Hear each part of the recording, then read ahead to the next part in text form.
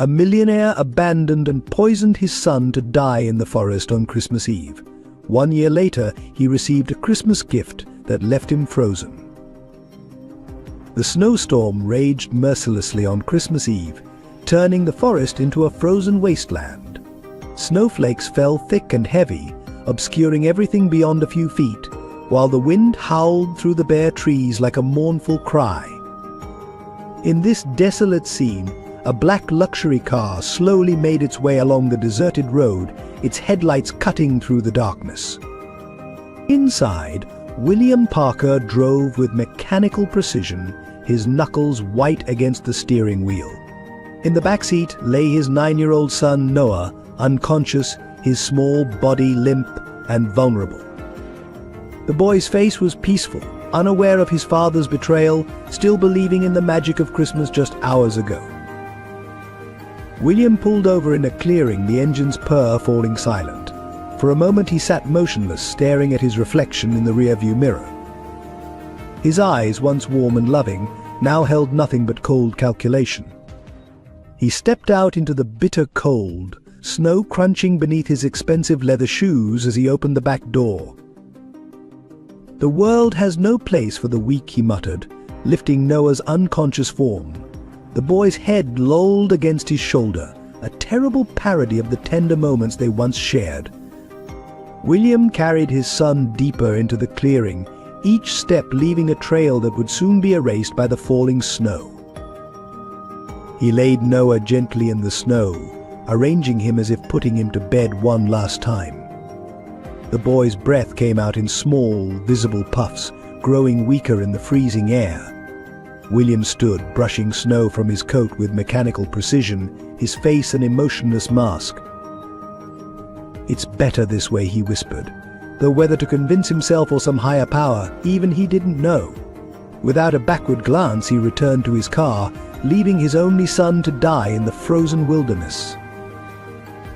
As William's car disappeared into the night, the snow continued to fall, beginning to cover Noah's small form. The Christmas lights from distant houses twinkled through the trees, their warm glow a cruel reminder of the celebration happening in homes across the city. Families gathered together, sharing love and joy, while a child lay abandoned in the darkness, betrayed by the one person who should have protected him above all others. No one could hear the soft whimper that escaped Noah's lips as consciousness slowly returned, or see the tears that froze on his cheeks as he realized his father was gone. The forest kept its terrible secret as Christmas Eve turned into a night of unimaginable betrayal.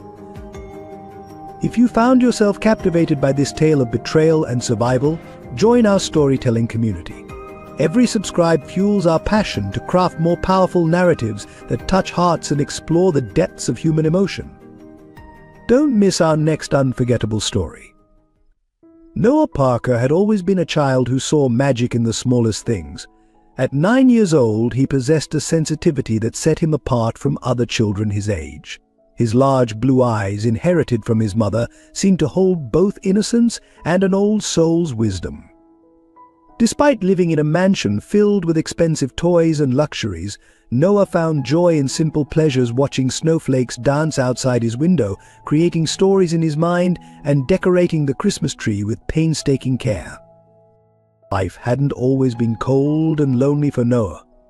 Before his mother's supposed death 3 years ago, the Parker mansion had been filled with warmth and laughter. His father, William Parker, had been a different man than one who would spend weekends teaching Noah to ride a bike, who would read bedtime stories with different voices for each character, who would smile with genuine joy at his son's smallest achievements. The change in William came gradually after the accident. Noah remembered that rainy Tuesday morning when his father was driving him to school. A truck had appeared out of nowhere, forcing their car off the road.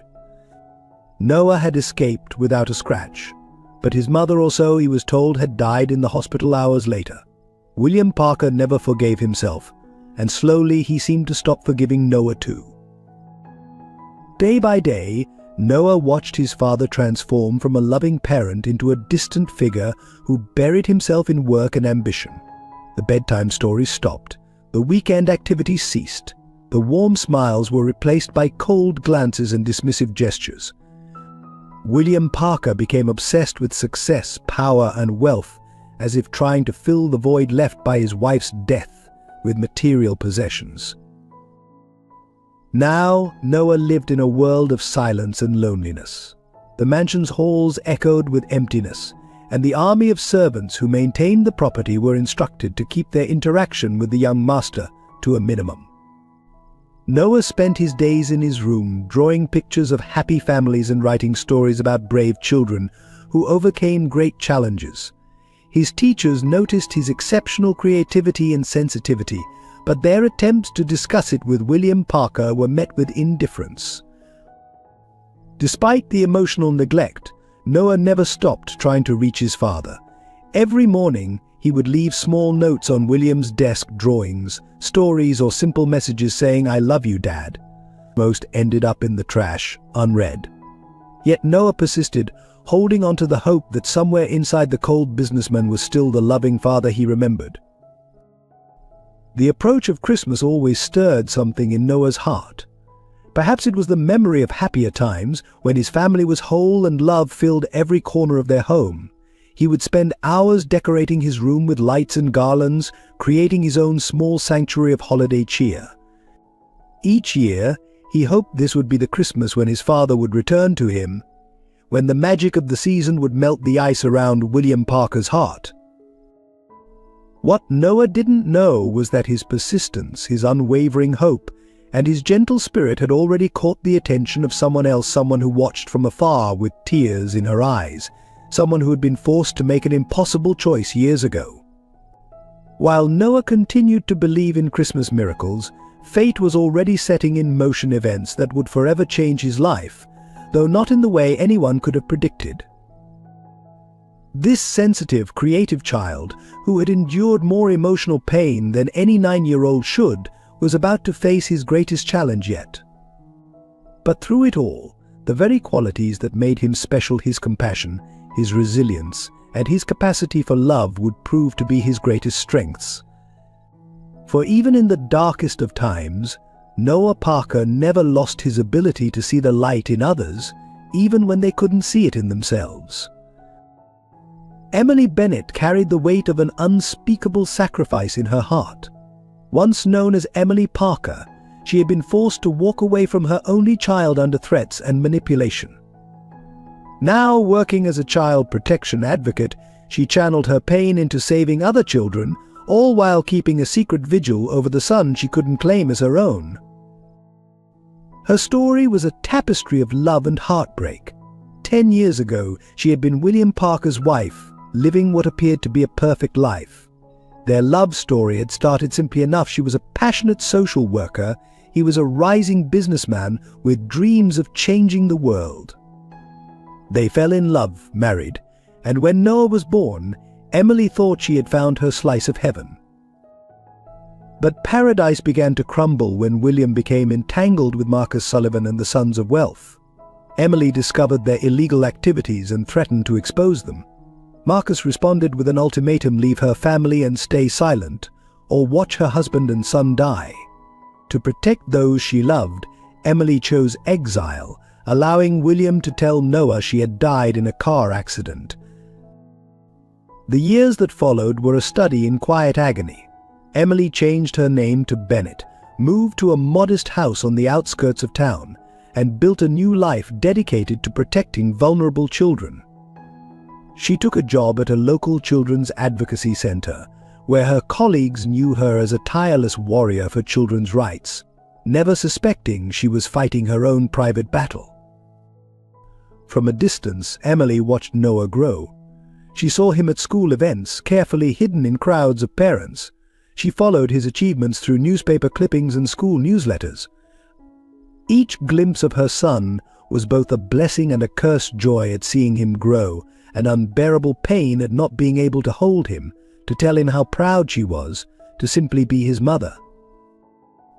Emily's appearance had changed over the years, her once dark hair now lighter, her style more subdued, but her eyes remained the same, holding both infinite kindness and deep sorrow. She lived simply, Her small house filled with children's artwork from those she'd helped, and a hidden box containing every newspaper clipping, every photo she'd managed to collect of Noah. Despite her personal tragedy, or perhaps because of it, Emily became known in the community as someone who would go to any length to protect a child in danger. On Christmas nights, she would patrol the streets, looking for children who might need help, unable to bear the thought of any child suffering during what should be a magical time. The irony wasn't lost on her that she had become a guardian angel for other children while unable to protect her own son. But Emily never gave up hope that someday, somehow, she would find a way to reunite with Noah without putting him in danger. She kept detailed records of Marcus Sullivan's activities, slowly building a case that might one day free her from his threats. What Emily couldn't know was that fate was about to present her with both her greatest challenge and her one chance at redemption. On this Christmas Eve, as snow fell across the city, the careful walls she had built around her life were about to crumble, forcing her to choose between maintaining her protective distance and saving her son's life. As she prepared for her usual Christmas night patrol, Emily felt an unusual tension in the air. Something was different about this night, though she couldn't say what. She pulled on her warm coat, checked her emergency supplies, and stepped out into the swirling snow, unaware that she was about to face the moment she had both dreaded and longed for during all these years of silent watching. William Parker's transformation from loving father to ruthless businessman was a study in tragedy. Standing at the window of his penthouse office, drink in hand, he cut an imposing figure, expensive suit, perfectly groomed silver hair, cold blue eyes that had forgotten how to smile. At 45, he had become one of the city's most powerful men, but the cost of that power was written in the emptiness of his gaze. 3 years ago, William had been a different man.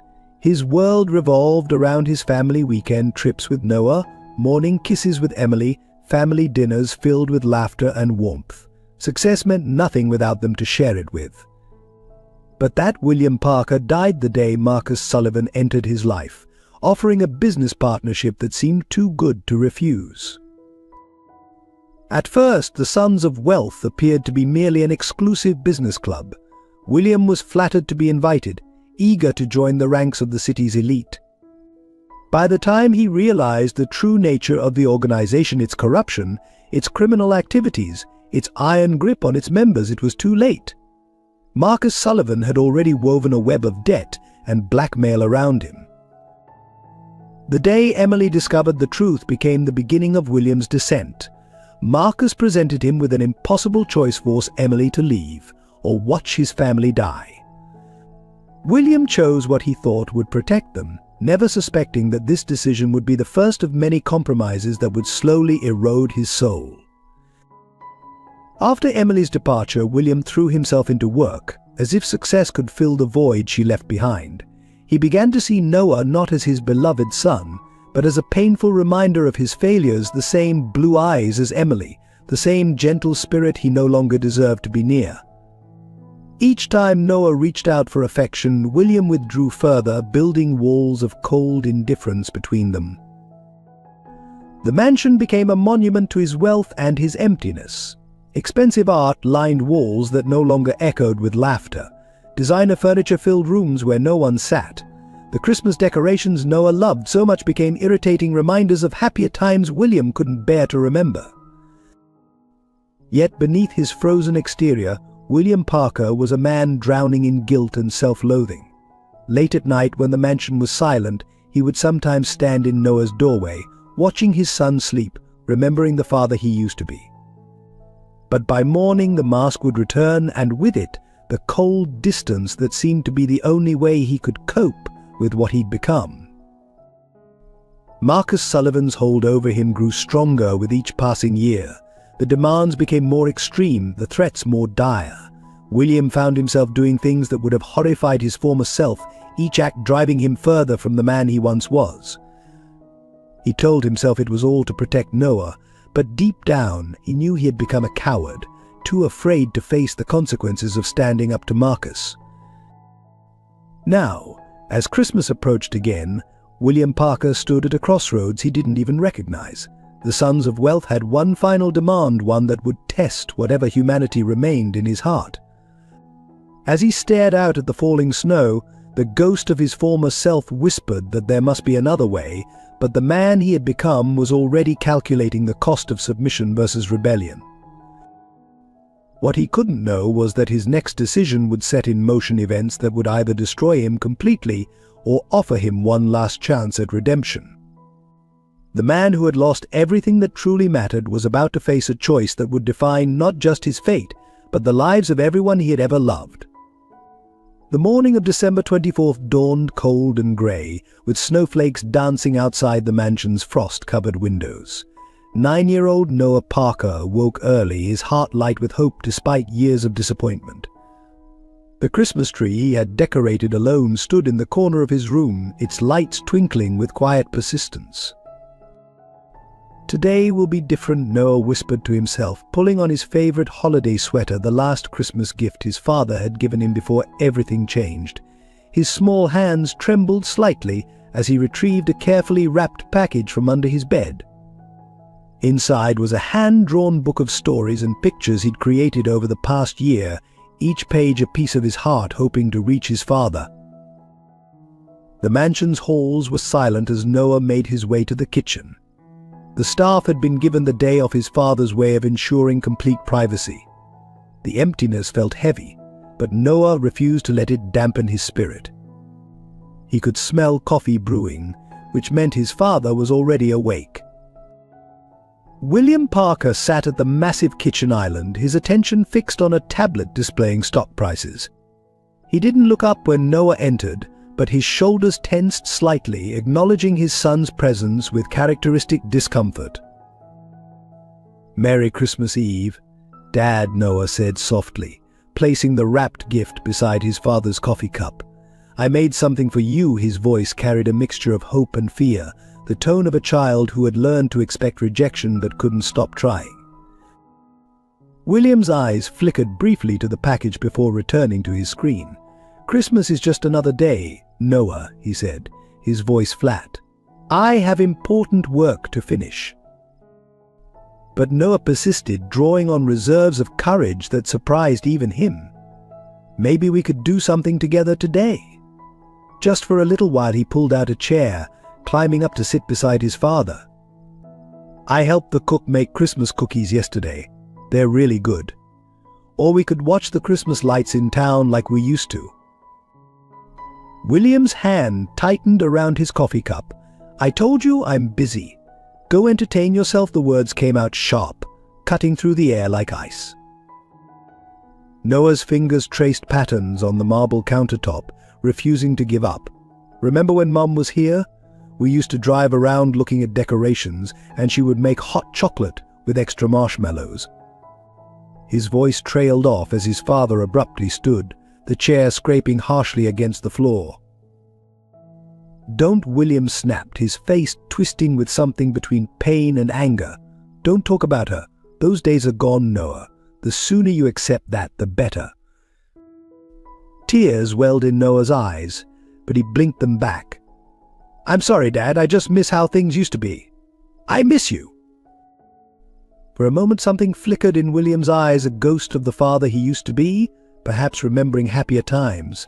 But then his phone buzzed, displaying a message that made his face harden once again. "Here," William said, pulling out his wallet and placing several $100 bills on the counter. "Buy yourself whatever you want. Just leave me alone today." Noah stared at the money, feeling its coldness even without touching it. "I don't want money, Dad. I want you, please. Can't we just try? It's Christmas."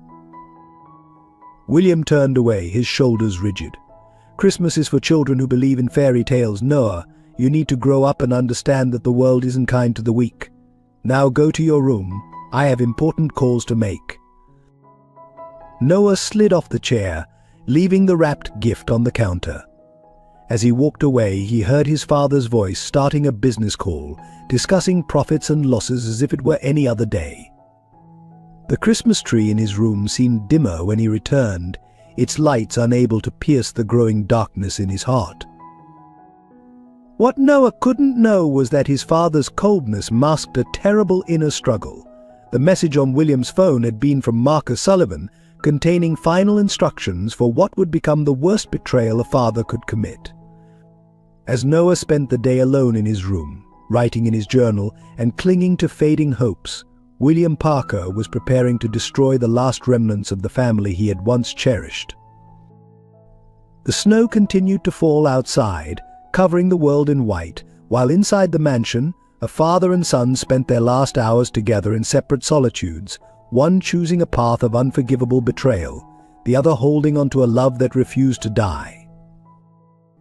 As evening fell, William Parker stood in his study, staring at a small vial of clear liquid. Marcus Sullivan's instructions echoed in his mind, make it look natural. No traces. The boy must disappear tonight. His hands trembled as he poured the tasteless poison into a cup of hot chocolate, watching it dissolve completely. In the kitchen, Noah sat at the counter, absently drawing patterns in the condensation of his water glass. He hadn't eaten all day, his stomach too knotted with disappointment. The sound of his father's footsteps made him look up, hope flickering briefly in his eyes. "Here," William said, placing the steaming mug before his son. "I thought, maybe you'd like some hot chocolate." His voice wavered slightly, an unfamiliar note that Noah was too young to recognize as guilt. Noah's face lit up at this small gesture of fatherly care. Just like Mom used to make, he asked, reaching eagerly for the mug. The warmth felt comforting in his cold hands. William watched as his son took the first sip, each swallow driving daggers into what remained of his conscience.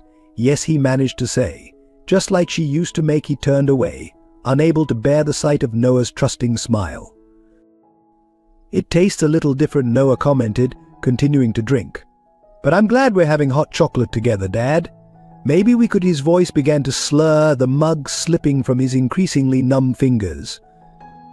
It shattered on the floor, dark liquid spreading like a stain across the pristine tiles. Dad, Noah's voice was barely a whisper now, confusion and fear mixing in his eyes. "Something's wrong. I feel. I can't." His head lolled forward, body going limp, as the paralytic took effect. William caught his son before he could fall, lifting the small body that suddenly seemed so fragile. Noah's eyes were still open, aware but unable to move or speak. Tears began to roll down his cheeks as he realized what was happening. His father, the one person who should protect him, was betraying him in the worst possible way. The drive to the forest was silent except for the sound of snow hitting the windshield. William kept his eyes fixed on the road, trying not to look in the rearview mirror where he could see Noah's reflection, those blue eyes still watching him, still asking why. The clearing he chose was deep in the forest, far from any paths or houses. As he carried Noah through the deepening snow, the boy's tears had frozen on his face. William laid him down carefully, arranging his limbs as if he were merely putting him to bed. "The world has no place for the weak," William whispered, more to himself than to his son. This is for the best," but his voice cracked on the last word, betraying the lie. Noah could only watch as his father stood up, brushing snow from his expensive coat.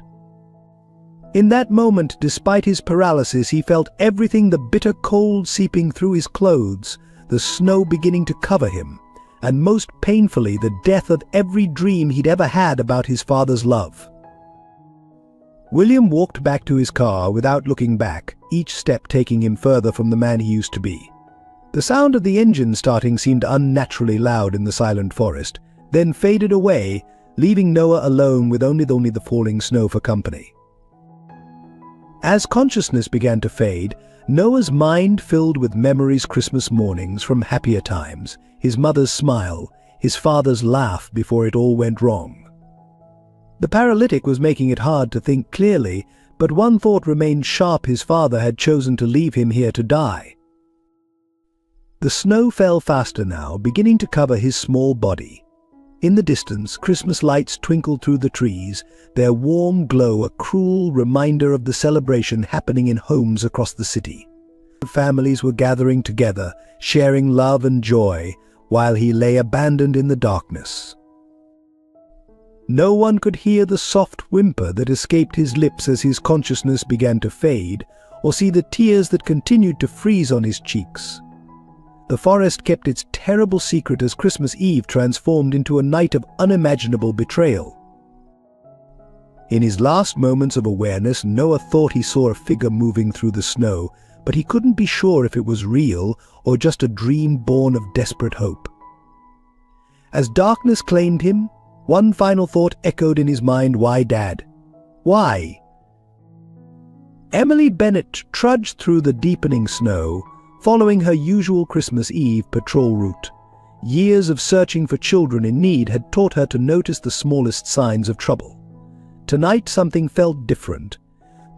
The wind carried an urgency she couldn't explain, pulling her deeper into the forest than she normally ventured. Her flashlight beam cut through the swirling snow, creating eerie shadows among the trees. The temperature had dropped dangerously low, and her instincts screamed that something was terribly wrong.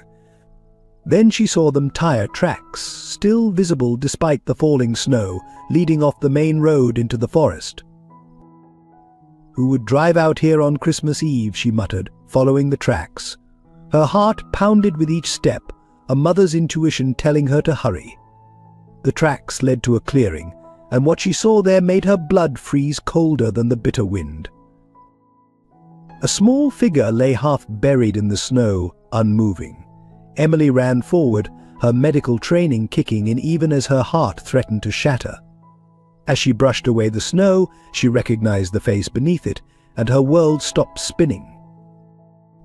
"Noah," she whispered, her trembling fingers checking for a pulse.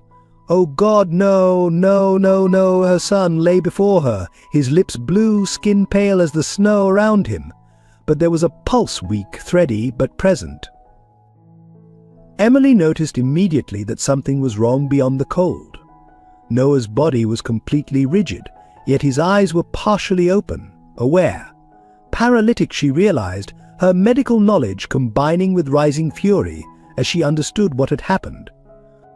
"William, what have you done?" Working quickly, she wrapped Noah in her thick emergency blanket, checking his vital signs with practiced efficiency even as tears froze on her cheeks. "Stay with me, sweetheart," she whispered, using the term of endearment she'd been denied for years. "Mama's here now. I won't let you go again." The hospital was 20 minutes away. Emily carried Noah through the snow to her car, her arms aching but refusing to give up. She laid him carefully in the back seat, cranking the heat to full blast. As she drove, she kept glancing in the rearview mirror, watching his chest rise and fall with shallow breaths. "Remember when you were little?" she spoke to fill the silence, her voice thick with emotion. "You used to say that snow was like stars falling from the sky. You'd try to catch them on your tongue, laughing when they melted. You were always such a happy child, so full of wonder." The hospital emergency room erupted into action when Emily burst through the doors with Noah in her arms.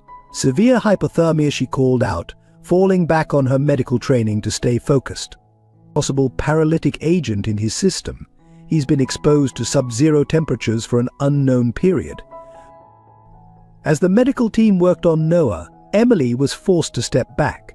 She watched through the trauma room window, her hands pressed against the glass, every fiber of her being screaming to be at his side. The doctors and nurses moved with urgent efficiency, attaching monitors, starting IV lines, working to save her son's life. Hours passed in an agony of waiting. Emily paced the corridor, torn between her need to stay with Noah and her duty to report what had happened. Finally, the lead doctor emerged, looking tired but relieved. "He's stabilizing," the doctor said. "The paralytic is wearing off, and we're slowly raising his core temperature. He's young and strong. I think he'll make it.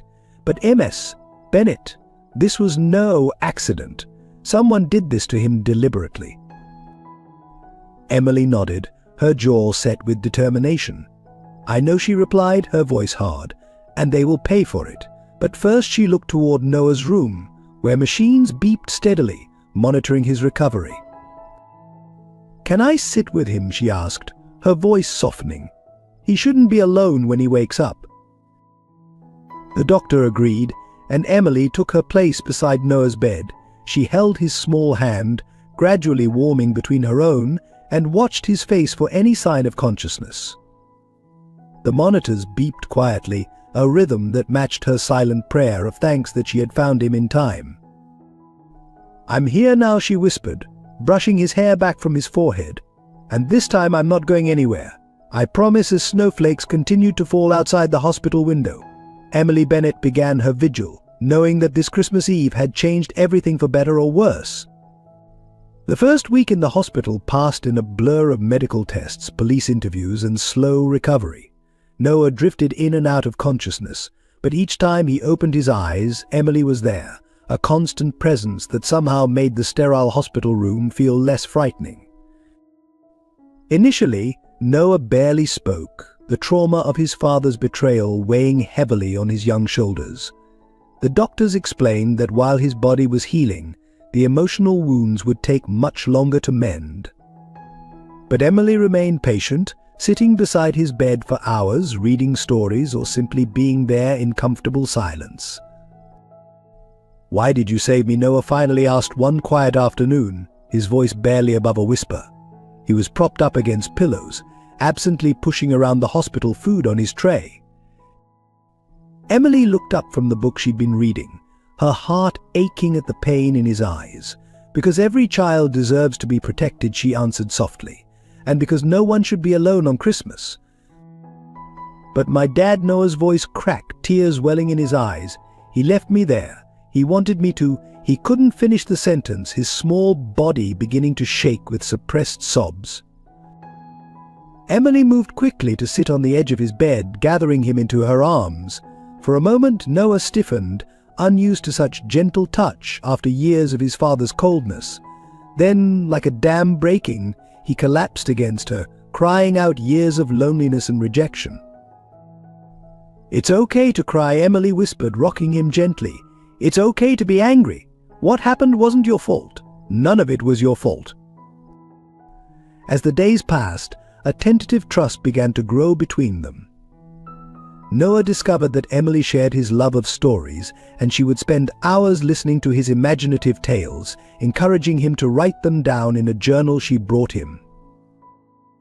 "You have a gift," she told him one day, after he'd shared a particularly moving story about a lost star finding its way home. "Your words have power, Noah. They can help heal not just yourself, but others too." Noah looked at her thoughtfully. "Did you know my mom?" he asked suddenly. Before she died."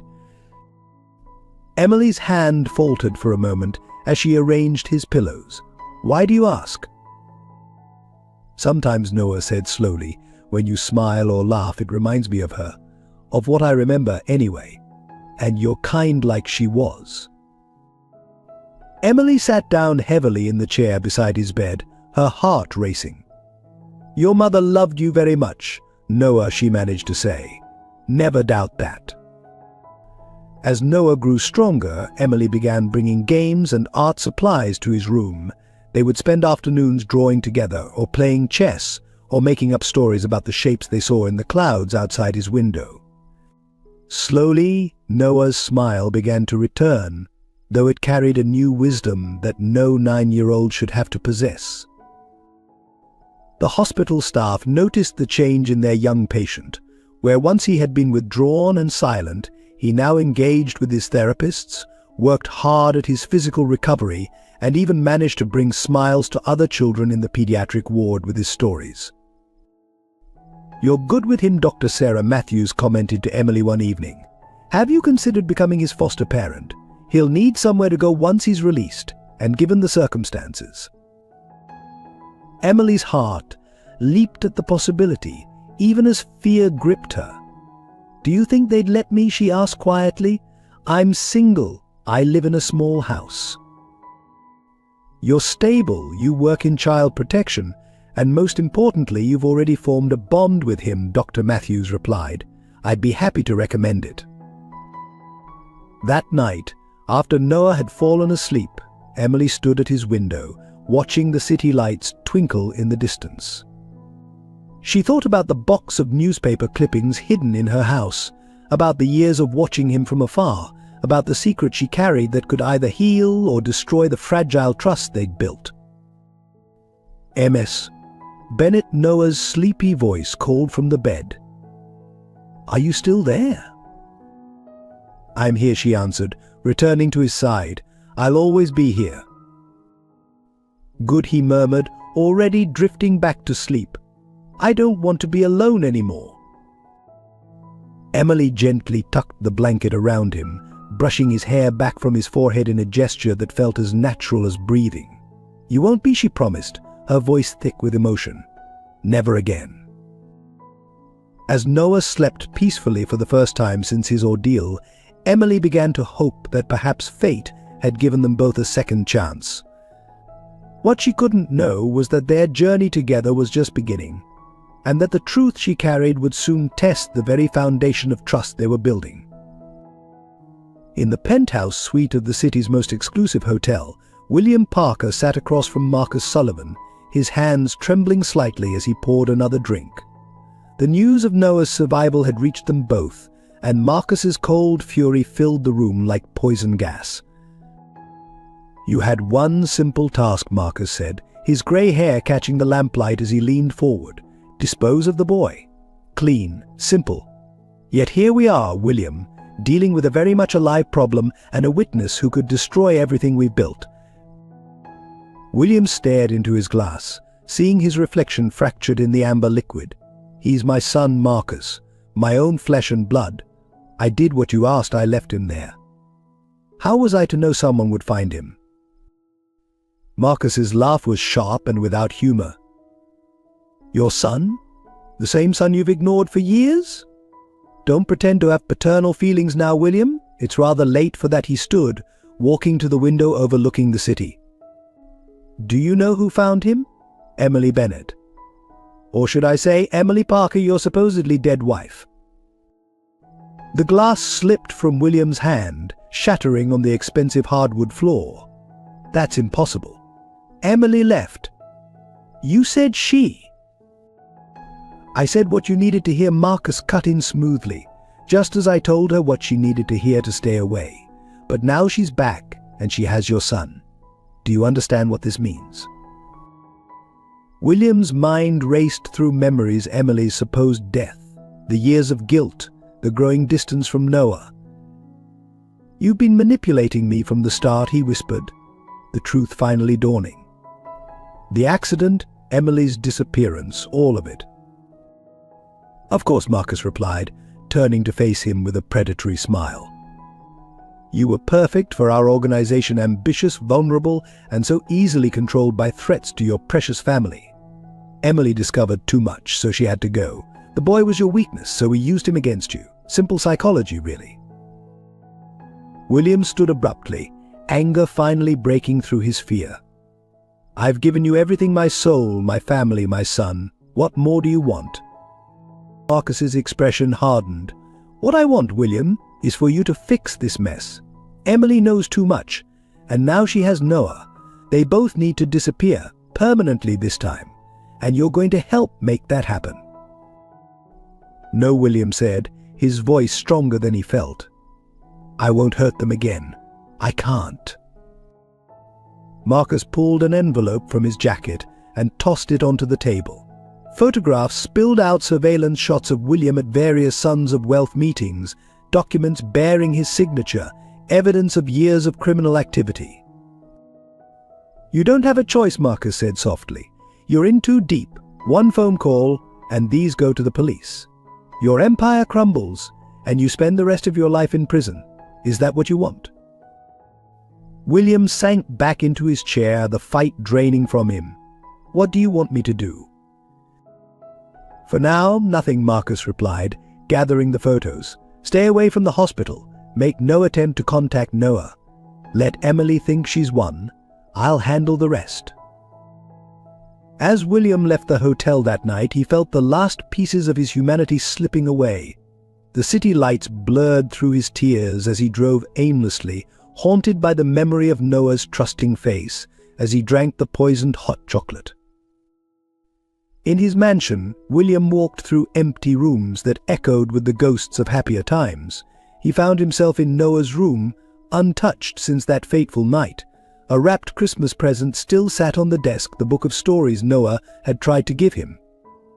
With trembling hands, William unwrapped it. Page after page of carefully drawn pictures and heartfelt words revealed the soul of the son he had betrayed.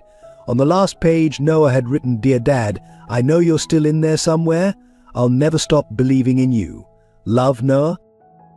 William sank to his knees, clutching the book to his chest as sobs racked his body. For the first time, he saw clearly what he had become, what Marcus Sullivan had turned him into. But was it too late for redemption? Could he find the strength to stand against Marcus and protect what remained of his family? As dawn broke over the city, William Parker made a decision. He would gather evidence against Marcus and the Sons of Wealth, whatever the cost. He owed it to Noah, to Emily, to the man he used to be. But Marcus Sullivan was watching, and the game they were about to play would have deadly stakes. The Sons of Wealth operated from a Victorian mansion on the outskirts of the city, its Gothic architecture a fitting facade for the darkness within. Behind ornate gates and manicured gardens, Marcus Sullivan presided over an organization that had spent decades perfecting the art of corruption. In the mansion's wood-paneled study, Marcus reviewed files on a dozen prominent families. Each folder contained carefully curated evidence of crimes, weaknesses and pressure points, ammunition for blackmail that kept the city's elite under his control. The folder marked Parker lay open on his desk, recently updated with photos of Emily and Noah at the hospital. Sir, his assistant interrupted, "The board members have arrived for the emergency meeting." Marcus closed the folder with a practiced smile. "Show them to the main hall. And Sarah, make sure we're not disturbed." The main hall, with its crystal chandeliers and oil paintings of past leaders, filled with men in expensive suits, their faces masks of concern. These were the true powers behind the Sons of Wealth: judges, politicians, business leaders, all bound together by shared secrets and mutual destruction. Gentleman, Marcus began, taking his place at the head of the long table. "We have a situation. The Parker boy lives and his mother has resurfaced. Our entire operation is at risk." Judge Hamilton, a stern-faced man who had sentenced countless rivals to prison, spoke first. "How much does Emily Parker know?" "Everything," Marcus replied grimly. "She was here 3 years ago, discovered our records, saw our methods. She knows about the trafficking, the laundering, the blackmail, all of it." The room erupted in nervous murmurs. These men had built their fortunes on the foundation of the Sons of Wealth's protection. The thought of exposure terrified them more than any moral consequence. "But why didn't we eliminate her then?" demanded Richard Collins, a bank president whose signature approved their illegal transactions. Marcus's smile turned cold. "Because she was more valuable as leverage over William. Her death kept him in line and her silence was bought with threats against her son." But now he gestured to photos of Emily and Noah projected on the wall. "Now she has nothing left to lose." "Then eliminate them both," suggested Senator Brooks, his political career built on bribes and favors. "Make it look like an accident." "It's not that simple anymore," Marcus countered. "The police are involved, and Emily has undoubtedly prepared evidence to be released if anything happens to them. We need to be creative." He unveiled his plan, explaining how they would use William's apparent suicide to discredit any evidence Emily might have. The boy would become a ward of the state, placed with a family under their control. Emily would be framed for William's death, her credibility destroyed. As the men nodded in approval, none noticed the small red light blinking beneath the table William Parker's phone, recording everything. He sat silently in his usual place, his face a careful mask, while his device captured the evidence that could bring down the entire organization. What Marcus didn't know was that William had also been gathering his own evidence for weeks: documents, recordings, bank records, each piece carefully copied and hidden in secure locations. His betrayal of Noah had broken something in him, awakening a desperate need for redemption. But the sons of wealth had eyes everywhere. As the meeting concluded, Marcus's assistant handed him a note. His eyes narrowed as he read it, then looked at William with dangerous speculation. William, Marcus called as the others filed out. "Stay a moment, won't you?" The room emptied until only the two men remained. Marcus walked to a cabinet, poured 2 drinks, and handed one to William. "You've been busy lately," he said casually. "Making copies, taking pictures, recording conversations, perhaps." William's hand tightened on his glass. "I don't know what you mean." "Come now," Marcus smiled, but his eyes were deadly. "Did you really think we wouldn't notice? That we wouldn't be watching? Your sudden attack of conscience is touching, but ultimately futile." He pressed a button, and hidden doors opened to reveal armed guards. "You see, William, the sons of wealth has survived for generations because we understand one simple truth: everyone has a breaking point. We found yours in your family. Now you're going to tell us where you've hidden the evidence. Or we'll find out just how much more pain that breaking point can take." As the guards advanced, William realized he had underestimated Marcus once again. But this time he had a contingency plan. He just hoped Emily would understand the message he'd sent her that morning, a copy of Noah's storybook with coordinates hidden in the margins of every page. The fate of everything, his redemption, his family's safety, the destruction of the sons of wealth, now rested in the hands of the woman he had wronged so deeply. As Marcus's men seized him, William closed his eyes and prayed he had done enough to make amends. Emily sat in her small kitchen, staring at the copy of Noah's storybook that had arrived that morning. William's desperate message, hidden in the margins, weighed heavily on her mind. Outside, snow was falling again, reminding her of the night she found Noah. The hospital had released him into her temporary care yesterday, and now he slept peacefully in the spare room she'd hurriedly prepared. "Tell him the truth," her conscience whispered. Every moment with Noah was both a blessing and torture, watching him trust her, bond with her, while carrying the secret that could shatter their fragile new relationship. Her fingers traced the spine of the book, feeling the slight bumps where William had pressed the coordinates into the pages. The sound of footsteps made her look up. Noah stood in the doorway, sleep-tousled and vulnerable in the oversized pajamas she'd bought him. "Bad dream?" she asked softly, quickly sliding the book under some papers. "I keep seeing the snow," he admitted, wrapping his arms around himself, "and feeling the cold."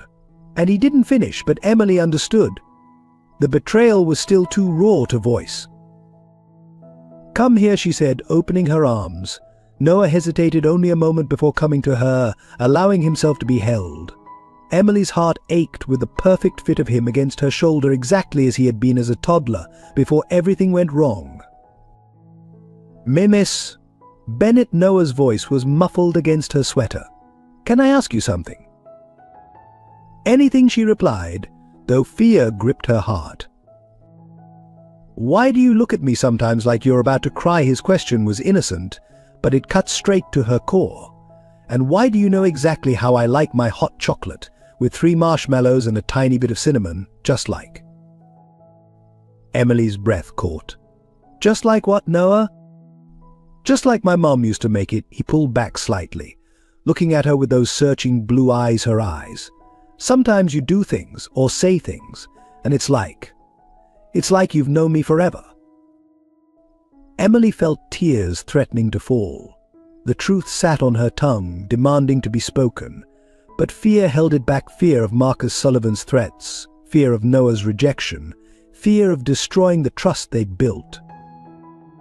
"I knew your mother," she said finally, choosing a partial truth. "We were very close." Noah's eyes widened. "You did? Dad never talked about her friends, could you? Would you tell me about her?" Emily swallowed hard. "She loved you more than anything in the world," she began, her voice trembling. "She used to sing to you every night. Somewhere Over the Rainbow was your favorite. You would only fall asleep if she sang it 3 times. I remember that song, Noah whispered. I thought I'd dreamed it. She kept every drawing you made, every story you told. She had this special box where she saved everything, ticket stubs from your first movie, the tiny shoes you wore when you learned to walk. How do you know all this? Noah asked, his voice filled with wonder and growing suspicion. Emily stood abruptly, moving to the window. It's late, she said, her voice hoarse. You should try to get some sleep. Please, Noah said, following her. Tell me more about her. Was she happy? Did she really die in an accident? The question hung in the air like frost. Emily pressed her forehead against the cold glass, seeing her reflection overlaid with Noah's in the window, the same eyes, the same curve of the jaw. How much longer could she keep this secret? Your mother made choices, she said carefully, that haunt her every day. Choices she thought would protect you, but ended up causing so much pain. What do you mean? Noah's voice sharpened with understanding beyond his years. Miss Bennet, why are you crying? Emily turned to face him, tears now flowing freely. The weight of William's hidden message, the threats from Marcus Sullivan, the years of separation, it all pressed down on her like a physical force. Because I never wanted to leave you, she whispered, the truth finally breaking free. Because watching you grow up from a distance has been the worst kind of torture. Because every time you call me MS, Bennett instead of Mom, it breaks my heart all over again. The silence that followed was deafening. Noah stood frozen, his face a kaleidoscope of emotions, confusion, disbelief, hurt, hope. No, he said, backing away. No, you're lying. My mom is dead, Dad said. Your father said what Marcus Sullivan told him to say, Emily replied, her voice cracking. I'm not dead, Noah. I'm right here. I've always been here, watching over you, waiting for a chance to keep you safe. Noah bumped into the kitchen counter, his hands gripping the edge. But why? Why did you leave me? Why didn't you take me with you? Emily took a step toward him, stopping when he flinched. Because Marcus threatened to kill you if I didn't disappear. Because I thought leaving was the only way to protect you. I was wrong, Noah. So wrong. And I'll spend the rest of my life trying to make it up to you, if you'll let me. The clock on the wall ticked loudly in the silence that followed. Outside, the snow continued to fall, covering the world in white, while inside a mother and son stood on the precipice of a truth that could either heal or destroy them both. The days following Emily's revelation were filled with a delicate dance of emotions. Noah retreated into himself initially, spending hours in his room with only his journal for company. The truth about his mother's identity had shaken his world once again, leaving him struggling to process this new reality. In his journal, Noah poured out his confusion and pain through stories and drawings.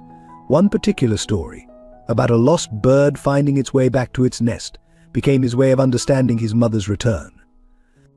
He wrote about the bird's journey through storms and darkness, about its fear of rejection, and about the nest that had never stopped waiting. Emily gave him space but remained a constant presence. She left plates of his favorite foods outside his door, along with books she thought he might enjoy. Sometimes, late at night, she could hear him crying, and it took every ounce of her strength not to rush in and hold him. She knew he needed time to heal on his own terms. The breakthrough came unexpectedly one morning. Noah emerged from his room clutching his journal, dark circles under his eyes suggesting a sleepless night. I wrote something, he said quietly. Would you read it? Emily sat at the kitchen table, carefully taking the worn notebook. Noah had written a letter, not to MS Bennett, but to Mama. She read. Tears began to fall on the pages. Dear Mom, I'm angry that you left. I'm angry that you didn't take me with you. I'm angry that you watched me from far away instead of being with me. But I'm also angry at Marcus for making you choose. I'm angry at Dad for lying. And I'm tired of being angry. I remember things now. I remember your voice singing me to sleep. I remember how you used to cut the crusts off my sandwiches and draw little hearts on my lunch bags. I remember feeling safe and loved. I don't know how to be your son again. I don't know if I can trust that you won't leave, but I want to try, because even when I didn't know who you were, you saved my life. You've been taking care of me. And maybe that's what matters most. Can we start over? Not as MS, Bennett and Noah, but as mother and son.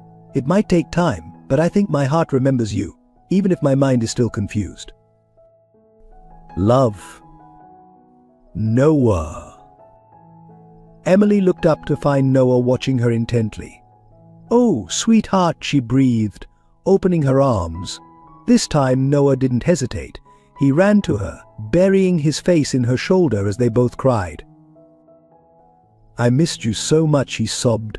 Every birthday, every Christmas, every time something good or bad happened, I missed you. I missed you too, my beautiful boy, Emily whispered, holding him tight. Every single day, every moment. From that day forward, their healing began in earnest.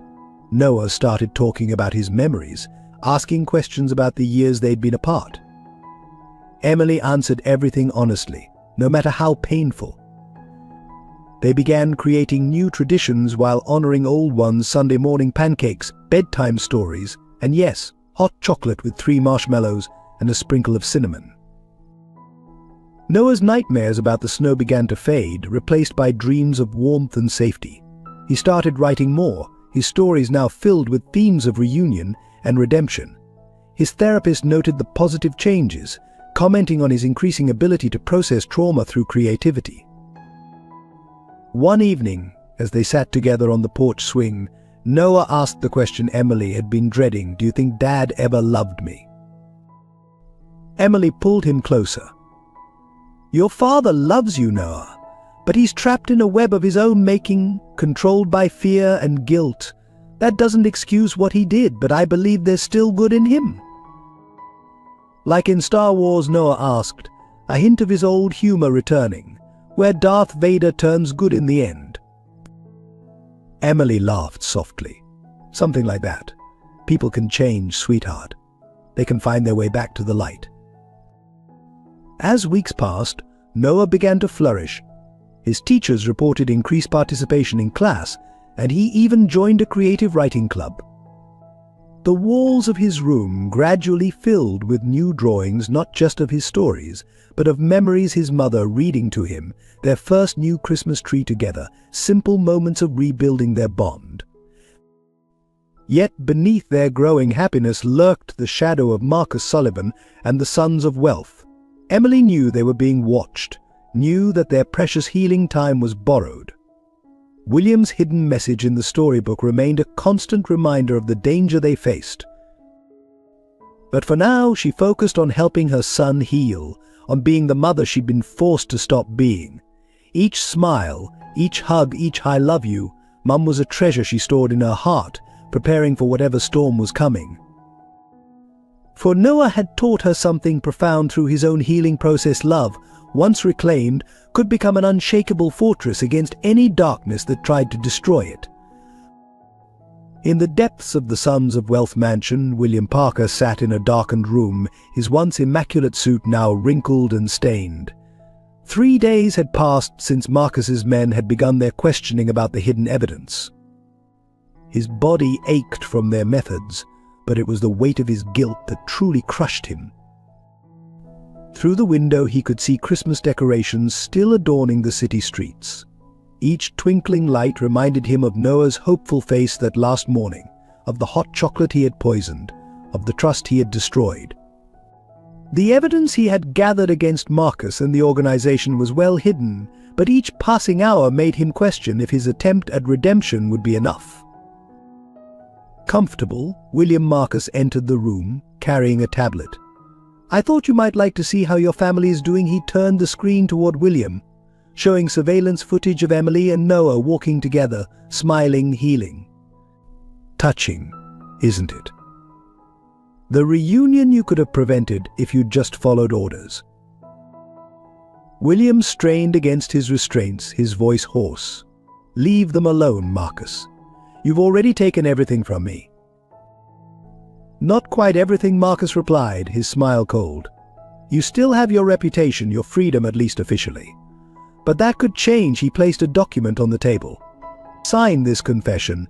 Take full responsibility for all the organization's crimes. Do that, and perhaps your son keeps his mother this time."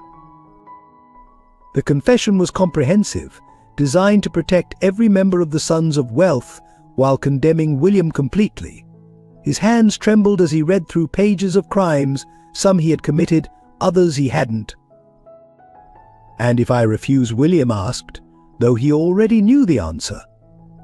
Marcus's expression hardened. "Then Emily has a tragic accident, and Noah. Well, let's just say second attempts often succeed where first ones fail." The pen felt heavy in William's hand as he stared at the signature line. Images flashed through his mind: Emily's face when she discovered the organization's true nature, Noah's trust as he drank the poisoned hot chocolate, the years of compromise that had led him here. "You know what your problem is," William Marcus said, pacing slowly. "You never understood that sentiment is weakness. Love, family, conscience, these are chains that hold men back from true power. I tried to teach you that, but you never quite learned." "You're wrong," William whispered, his voice gaining strength. "Love isn't weakness. I was weak when I betrayed my family, when I chose power over them, but not anymore." In one swift motion, William grabbed the pen and stabbed it into Marcus's hand, pinning it to the table. The older man's scream brought guards running, but William had already activated the emergency signal hidden in his watch, a final resort that would send all his evidence to the FBI. The beating that followed was severe, but William barely felt it. He thought, instead of Noah's journal, of the coordinates hidden in its pages that would lead Emily to the rest of the evidence. He thought of his son's capacity for love, even after everything. He thought of Emily's strength in protecting their child when he had failed. Hours later, lying on the floor of his makeshift cell, William heard Marcus ordering his men to finish it. They were going to kill him, make it look like suicide. His confession would be found, and the Sons of Wealth would continue their reign of corruption.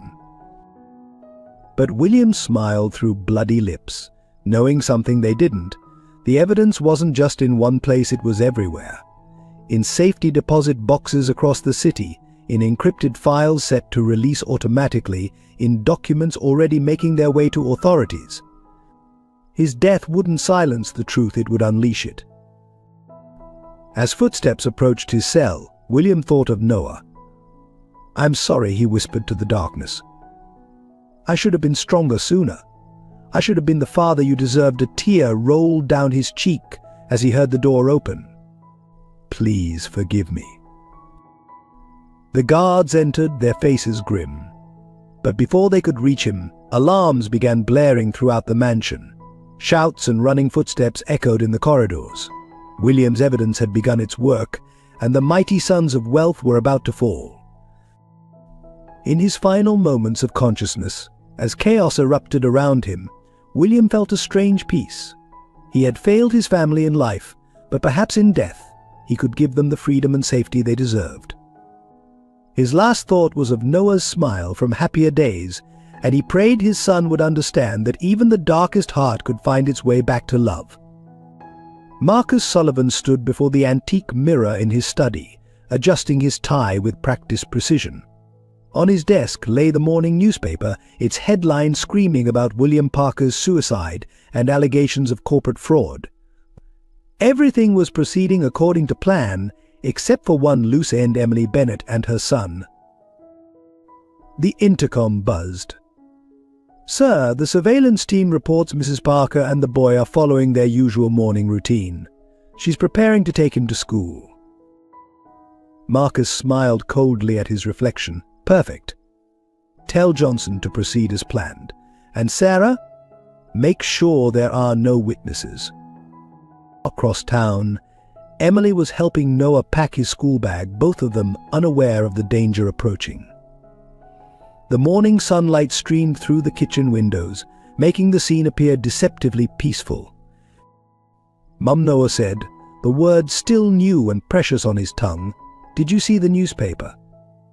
About Dad?" Emily's hands faltered as she packed Noah's lunch. "Yes, sweetheart, but remember what we discussed sometimes, the truth is hidden behind what people want us to see." Before Noah could respond, the doorbell rang. Emily froze, her instincts screaming danger. "Noah, go to your room. Use the emergency exit we practiced. Don't come out until I call you." "But Mum..." Now, Noah, the urgency in her voice left no room for argument. The doorbell rang again, followed by a familiar voice. "Emily? It's Sarah from the Advocacy Center. There's an emergency with one of your cases." Emily's shoulders relaxed slightly. Sarah was a trusted colleague. She opened the door, only to find Sarah's face twisted with guilt as Marcus Sullivan stepped out from behind her. "Hello, Emily," Marcus said smoothly. "Or should I say Mrs. Parker? We have some unfinished business to discuss." Two men pushed past her into the house. Emily backed away, her mind racing. "Noah, run," she screamed, hoping he had already reached the emergency exit. "Oh, there's no need for dramatics," Marcus said, settling into a kitchen chair as if he were a welcome guest. "Sarah here has been keeping me informed about your little domestic arrangement for months. Quite touching, really. The prodigal mother returns." Emily's eyes darted to Sarah, who couldn't meet her gaze. "How long?" she demanded. "How long have you been working for him?" "Long enough," Marcus answered for her. "Long enough to know every move you've made, every piece of evidence you've gathered, every attempt at building a case against me." He pulled out a gun, laying it casually on the table. "Now, where is William's evidence?" "I don't know what you're talking about," Emily replied, her voice steady despite her racing heart. Marcus sighed theatrically. Emily, always so protective. William's dead, by the way, properly this time. No miraculous survival like your boy managed." Speaking of which, he nodded to his men, who began searching the house. "He's not here," Emily said, praying Noah had escaped. "He's already at school." "Lying doesn't suit you, my dear. We watched him enter the house with you 20 minutes ago." Marcus stood, approaching her with predatory grace. "But no matter. He'll surface eventually, especially when he hears his mother's been in an unfortunate accident." The men returned, shaking their heads. The emergency exit stood open, the room empty. Marcus's face darkened with rage. "Take her," he ordered. "The boy will come looking for his mother eventually. And this time there won't be any last-minute rescues." As the men grabbed her, Emily fought with everything she had, managing to knock over a lamp that shattered on the floor. In the chaos, she saw a small figure through the window, Noah, hiding in the treehouse they had built together, watching with terrified eyes. She forced herself to go limp, catching Noah's gaze for a split second. She blinked twice, their secret signal for get help, then a cloth was pressed over her mouth, and darkness claimed her. When she awoke, she found herself in a luxuriously appointed room, her wrists bound to a chair with silk scarves, a mockery of gentility. Marcus sat across from her, reading William's confession aloud. "Your husband was weak," he said, closing the document. He thought gathering evidence would save him, would somehow make up for his failures as a father and husband. But in the end, he died just as pathetically as he lived. Emily lifted her chin defiantly. "You're wrong about William. He was stronger than you know." Marcus laughed. "Strong? He poisoned his own son for money. He let you take the blame for everything. He died alone and broken, just as you will." "No," Emily replied, a small smile playing at her lips. "He died protecting his family. And you've already lost, Marcus, you just don't know it yet." Marcus leaned forward, his facade of civilization slipping. "Lost? I've won, Emily. William's dead, you're here, and soon your precious boy will join you. The sons of wealth will continue, as it has for generations. But Emily's smile didn't waver, because she knew something Marcus didn't know. Had seen her signal, and their plan was already in motion. The question was, could she stay alive long enough for it to work? From his hiding place in the treehouse, Noah watched helplessly as the men dragged his unconscious mother into a black SUV.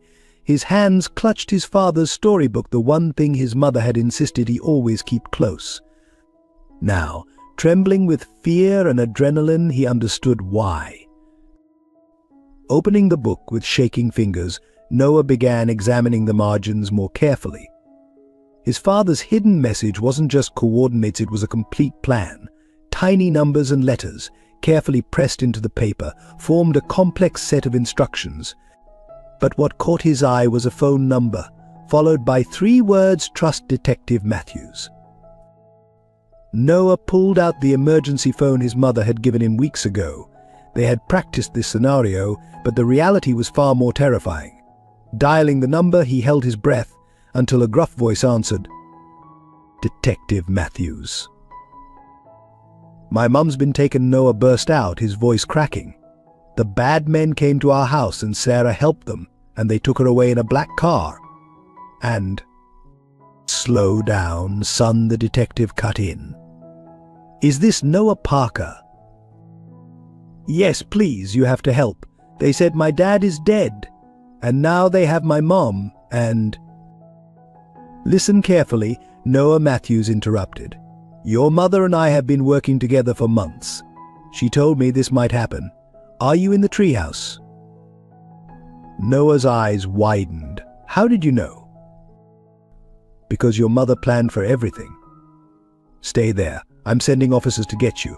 But first I need you to look at page 23 of your father's book. There's something important there."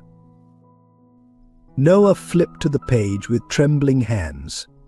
A small key fell out, taped to the margin. "I found a key." "Good.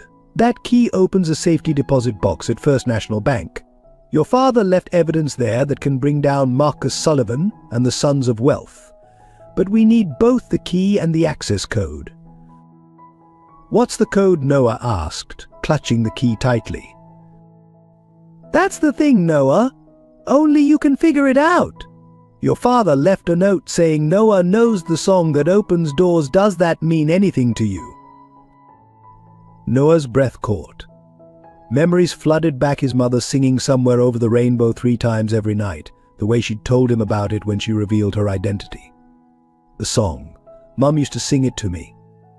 3 times every night. The numbers, Noah. What are the numbers? Noah closed his eyes, remembering. She said, I wouldn't sleep unless she sang it 3 times. 3. Somewhere. Over his eyes snapped open. 377. That's it. Those were the numbers on my old music box. You're sure? Yes. Mum told me about it when she told me who she really was. It was our special thing.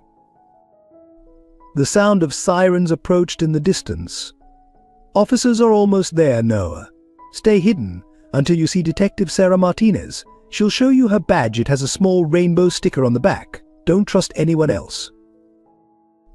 As Noah waited, clutching the book and key, he thought about his parents. His father, who had tried to kill him but had also left him the means to make things right.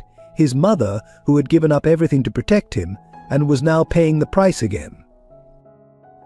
Detective Martinez found him 20 minutes later, her badge exactly as described. As they drove to the bank, Noah stared out the window at the city rushing by, his young mind trying to process everything that had happened. Your mom is very brave, Martinez said softly. She's been helping us build a case against Marcus Sullivan for months. And your father. In the end, he chose to do the right thing. Can we save her? Noah asked, his voice small. Martinez glanced at him in the rearview mirror. With your help, we can. But Noah, you need to be brave too. What we're about to do is very dangerous. At the bank, Noah's hands shook as he inserted the key into the safety deposit box. The code worked 377, and inside they found USB drives, documents, and a letter addressed to him. "Dear Noah," it began in his father's handwriting. "But if you're reading this, then I've probably died trying to make things right. I don't deserve your forgiveness for what I did, but I hope this helps protect you and your mother. The evidence here will destroy Marcus Sullivan and the Sons of Wealth. But only if it's delivered to the right people at the right time. Trust your mother. She never stopped fighting for you, even when I was too weak to fight for either of you. I love you, son. I'm sorry I forgot that love was stronger than fear." Tears rolled down Noah's cheeks as Detective Martinez secured the evidence. His father had failed him terribly, but in the end he'd tried to fix it. Now Noah had to be strong for his mother, for justice, and for the father who had finally chosen love over fear. "Let's go save your mom," Martinez said, leading him back to the car. "Are you ready?" Noah squared his shoulders, thinking of his mother's courage and his father's sacrifice. "Yes," he said firmly, "I'm ready." The Victorian mansion of the Sons of Wealth loomed against the darkening sky, its Gothic architecture more menacing than ever. Inside, Marcus Sullivan paced the main hall, his composure cracking as reports came in about police movements throughout the city. Emily, still bound to the chair, watched him with quiet satisfaction. "Something wrong, Marcus?" she asked, noting his agitation.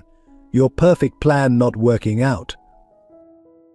Marcus whirled on her, his legendary control slipping. "Where is the boy? What have you done?" "What any mother would do," Emily replied calmly. "I protected my son, something you wouldn't understand with your empty life of power and control." Before Marcus could respond, alarms began blaring throughout the mansion. Security cameras showed police vehicles approaching from all directions, their lights painting the snow-covered grounds in red and blue. So one of his men burst in. "They have warrants, multiple warrants, and they have the evidence from William's safety deposit box." Marcus's face contorted with rage. He grabbed Emily's hair, pulling her head back. "What did you do? How did they get the access code?" Emily laughed softly, despite the pain. "You never understood, did you? William and I may have failed as husband and wife, but we never failed as parents. We knew Noah would figure it out. Love leaves clues that people like you can never see."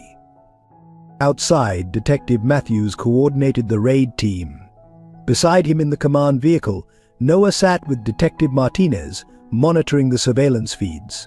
His heart leaped when he saw his mother on one of the screens. "There," he pointed. "In the main hall. Mom's alive." "Stay here," Martinez ordered, but Noah shook his head. "I have to go in. Mom needs to know I'm okay. Please, you can protect me." After a tense discussion, they agreed to let Noah approach the mansion with Matthews, surrounded by protective officers. As they reached the front steps, Noah's voice rang out through the bullhorn they gave him. Marcus Sullivan, his young voice carried across the grounds. "I have the evidence. All of it. Let my mother go, and maybe the judge will be lenient." Inside, Marcus dragged Emily to the window. They watched as Noah stood bravely in the spotlight, William's book clutched to his chest. "Brave boy," Marcus sneered. Just like his father thought he was being brave. Look how that ended. He pressed a gun to Emily's temple. Perhaps history should repeat itself. The brave die young, after all. "No," Emily said with sudden strength. "History isn't repeating. It's ending your history of destruction and pain. Noah isn't just brave, he's everything you never were. He understands love, loyalty, forgiveness. That's why you'll lose." As if to prove her words, the mansion's power suddenly cut out, plunging everything into darkness. In the confusion, Emily made her move. She'd been working on her bonds, and now she threw herself sideways, knocking both of them to the ground. The gun skittered across the floor. The next few minutes were chaos. Police breached the building from multiple points. Marcus's men, realizing their defeat, began surrendering. But Marcus himself scrambled for the gun, his face twisted with madness. "If I'm going down," he snarled, aiming at Emily, "I'm taking you with me." No, Noah's voice rang out. He had slipped away from the officers and now stood in the doorway, William's book held out like a shield. "You can't hurt us anymore. Dad made sure of that." Marcus turned toward Noah, his gun wavering. "Your father was a coward who died alone." "You're wrong," Noah said, his voice steady. "My father died protecting us. He left us the truth. He chose love in the end. That's not cowardice, that's real strength." Emily took advantage of Marcus's distraction, tackling him just as Detective Matthews and his team burst in. The gun went off, the shot going wild, and Marcus Sullivan, the mighty leader of the Sons of Wealth, was finally brought down. As officers led Marcus away in handcuffs, Noah ran to his mother. They held each other tightly, both crying and laughing at the same time. "My brave, brilliant boy," Emily whispered, covering his face with kisses. "How did you know the code? How did you figure it out?" "The song," Mom, Noah said, smiling through his tears. "Our song. 3 times every night, remember? Dad knew that only love could open that door." Later, as they sat wrapped in blankets in the back of an ambulance, Noah opened William's book one last time. There, on the final page, they found a message they hadn't seen before.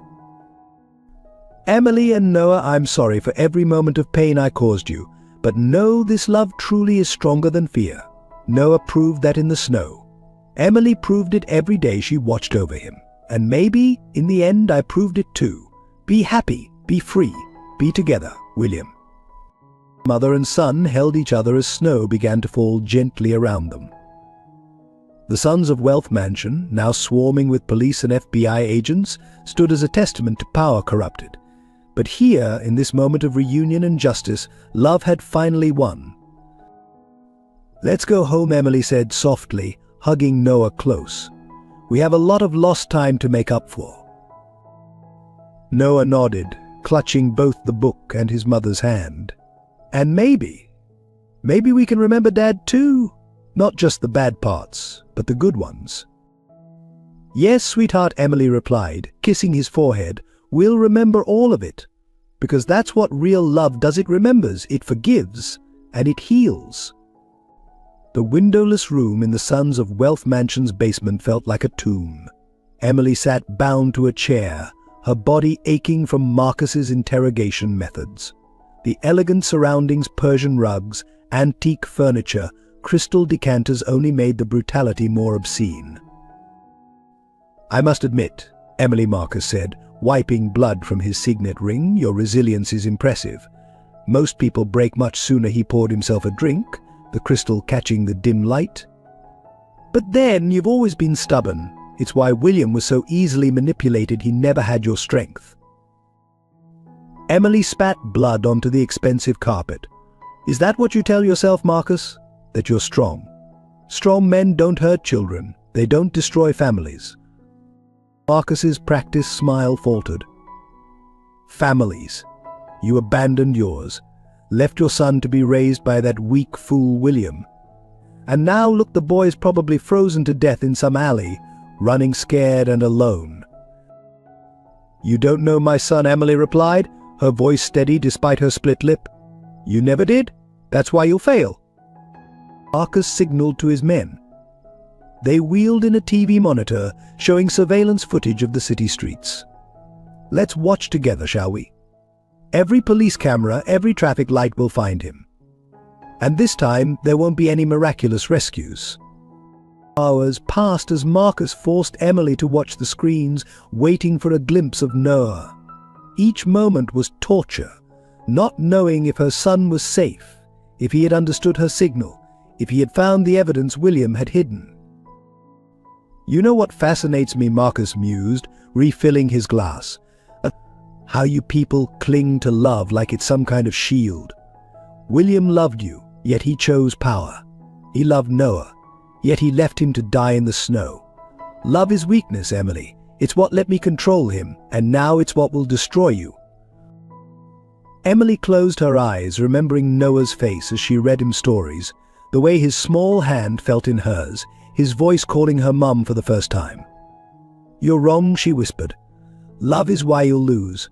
Because you don't understand it, you can't predict it, you can't control it." Rage flashed across Marcus's face. He grabbed her jaw, forcing her to look at him. "Control is all that matters in this world. Your husband understood that in the end. Why do you think he chose us over you?" "Did he?" Emily asked softly. "Then why did he leave evidence against you? Why did he make sure Noah would find it? William chose love in the end, Marcus. He chose redemption."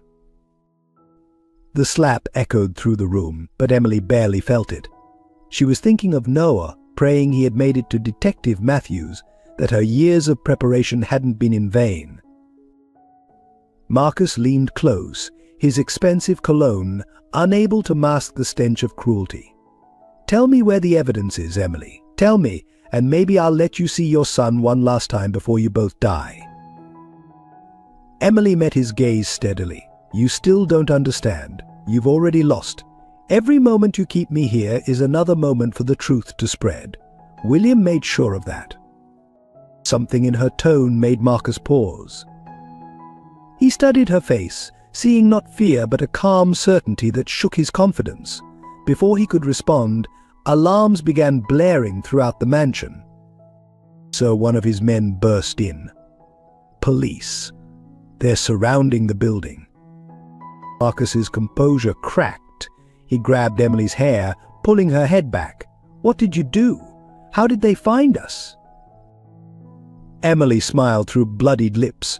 "I told you love is stronger than fear. Noah figured it out, just like I knew he would, just like William knew he would."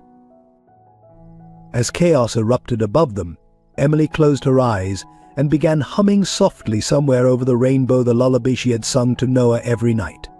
3 times, always 3 times. The song that had become their secret code, their bridge across years of separation. "You're insane," Marcus snarled, but there was fear in his voice now. "No," Emily replied calmly. "I'm a mother, and you're about to learn what that really means." The sound of breaking glass and shouting grew closer. Emily continued humming, each note a prayer that Noah was safe, a thank you to William for his final act of redemption, and a promise that love would triumph over the darkness that had tried to destroy their family. The police command center hummed with activity as Noah paced anxiously, William's storybook clutched to his chest. Detective Matthews and his team pored over maps and surveillance footage, tracking possible locations where Marcus might have taken Emily. "The mansion has multiple underground levels," Matthews explained, pointing to architectural plans spread across the table. "Marcus could have her in any of them. We need to be precise, one wrong move and—" Noah stepped forward, his young face set with determination. "I think I know where she is. Look at this." He opened the storybook to a page where his father had drawn a detailed floor plan, disguised as part of the story's illustration. "Dad marked this room. See the 3 stars? Mom always sang my lullaby 3 times. The detectives exchanged glances, impressed by the boy's insight. The wine cellar, Martinez said, studying the drawing. "It's been converted into some kind of interrogation room." "We need to hurry," Noah urged, his voice trembling. "Marcus is going to hurt her. I heard him say so when they took her." His hands shook as he traced the path to the cellar on the map. "She saved me from the snow. Now it's my turn to save her." Detective Matthews knelt beside him. "Noah, you've done brilliantly figuring this out, but you need to stay here where it's safe. We'll get your mother out."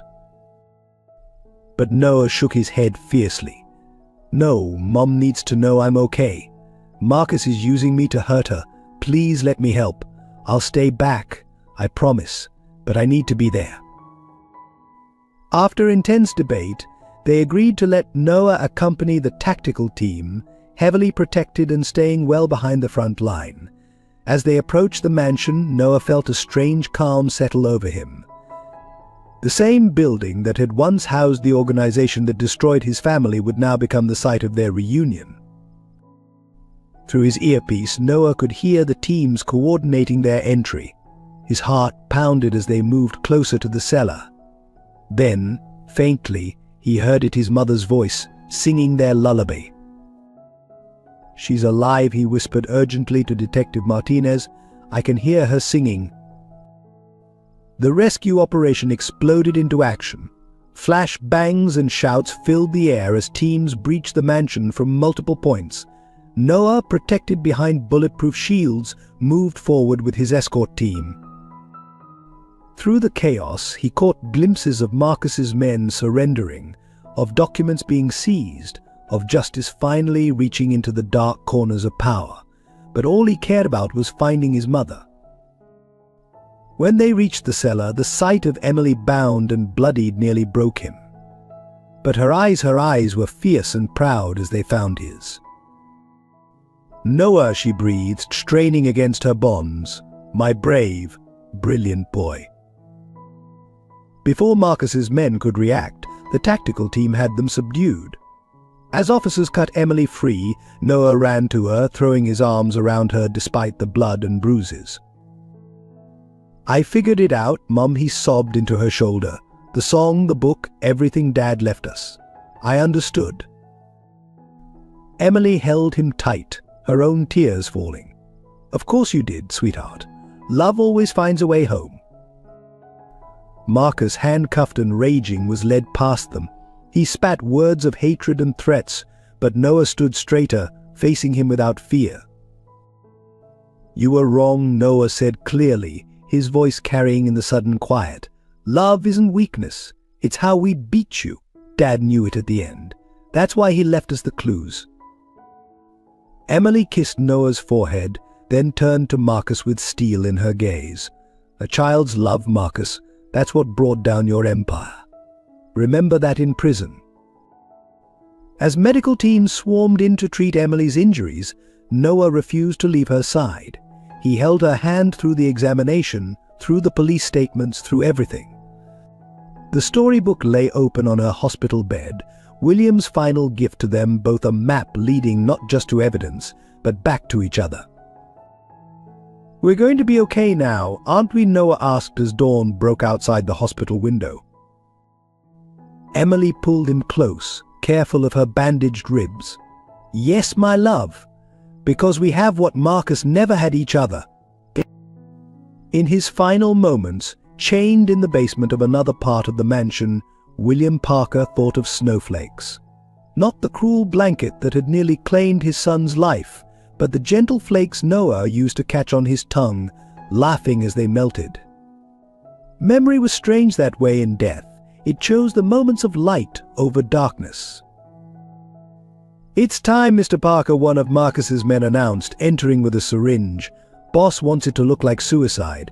Poetic, don't you think?" William didn't struggle as they approached. His body was too broken from days of interrogation, but his mind was surprisingly clear. He thought of Emily, her strength in protecting their son all these years. He thought of Noah, his resilience, his capacity for love even after such betrayal. "Before you do this," William said, his voice hoarse, "I want to confess something." The man paused, needle hovering. "Make it quick." "The evidence you're looking for," William managed a small smile. "It's not hidden in one place, it's everywhere. In every bank, every office, every dark corner of this city. And the key to finding it all? I gave it to the one person Marcus would never suspect." The man grabbed William's collar. "Who? Tell me." "My son," William whispered. "Because love leaves clues that hate can never find." The needle plunged into his arm, but William felt no fear. His last conscious thoughts were of Noah's storybook, of the careful codes hidden in its pages, of the truth waiting to be discovered by a child's pure heart. As the drugs took effect, William's mind drifted to his last act of fatherhood, the hidden message in Noah's book. Not just coordinates and evidence, but a father's final words to his son. No, my boy, if you're reading this, I'm already gone. I failed you in life, but perhaps I can protect you in death. The evidence you'll find will destroy Marcus and his empire, but that's not my real legacy to you.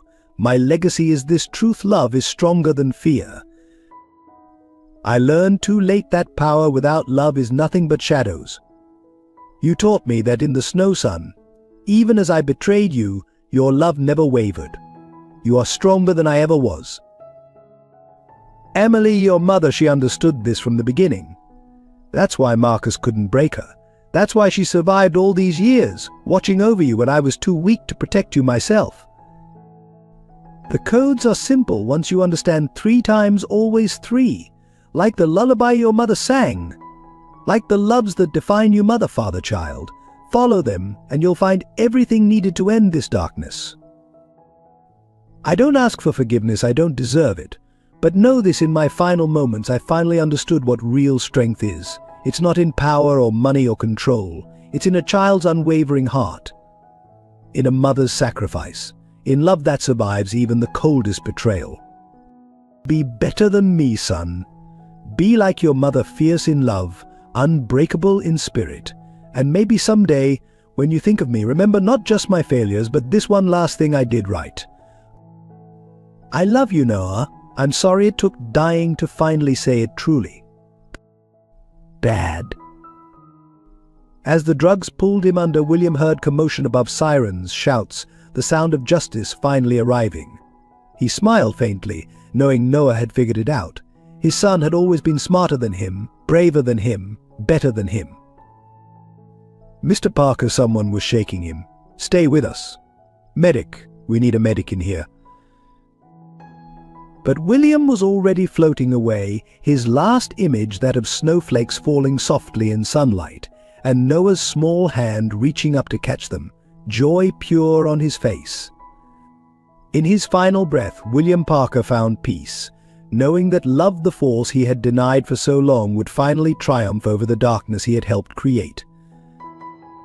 The evidence he left behind would destroy Marcus Sullivan and the Sons of Wealth, but his true redemption lay in something far simpler: a father's final gift of truth to his son, and the understanding that love, even damaged and late blooming, could still light the way home. In the stark interrogation room of the police station, Marcus Sullivan sat handcuffed to the table, his expensive suit now wrinkled, his composed facade finally cracking. Detective Matthews laid out photographs, one by one surveillance images spanning years, each telling a part of the story of his obsession with destroying the Parker family. Let's start from the beginning, Matthews said, pointing to a photo of Emily from 10 years ago. Why did you target them? What made the Parkers so special? Marcus's laugh was hollow. Special. They were perfect: the ambitious businessman, his crusading wife, their precious son. The perfect family to break. But as more evidence emerged, a darker truth came to light. Through recorded confessions from Sons of Wealth members and William's hidden documents, the full extent of Marcus's vendetta was revealed. Emily was never supposed to find those documents, Marcus said, his voice tight with suppressed rage. She was just a social worker poking around where she didn't belong. But then she discovered what happened to her sister. Matthews pulled out another file. Sarah Bennett disappeared 15 years ago while investigating child trafficking, Emily's older sister. Sarah was getting too close, Marcus admitted, his mask of civility finally dropping. She found connections between the Sons of Wealth and international trafficking rings. She had to be eliminated. The truth hit like a thunderbolt. Emily's sister had been Marcus's first victim. When Emily unknowingly married William Parker, Marcus saw an opportunity for elaborate revenge. He wouldn't just kill her, he would destroy everything she loved. So you manipulated William, Matthews continued, used his ambition, his debts, his fears, forced Emily into hiding by threatening Noah, spent years orchestrating their pain. Marcus leaned forward, eyes glinting. You don't understand the poetry of it, making William poison his own son? Watching Emily suffer, knowing her sister's fate but unable to prove it. That's true power. But his satisfaction was short-lived. Matthews laid out the final pieces: William's recorded confessions, Emily's carefully gathered evidence, and most damning of all, Noah's testimony. "You failed," Matthews said simply. "The family you tried to destroy? They're stronger now. William died protecting them. Emily and Noah are together. Your true power accomplished nothing." For the first time, real emotion cracked Marcus's facade.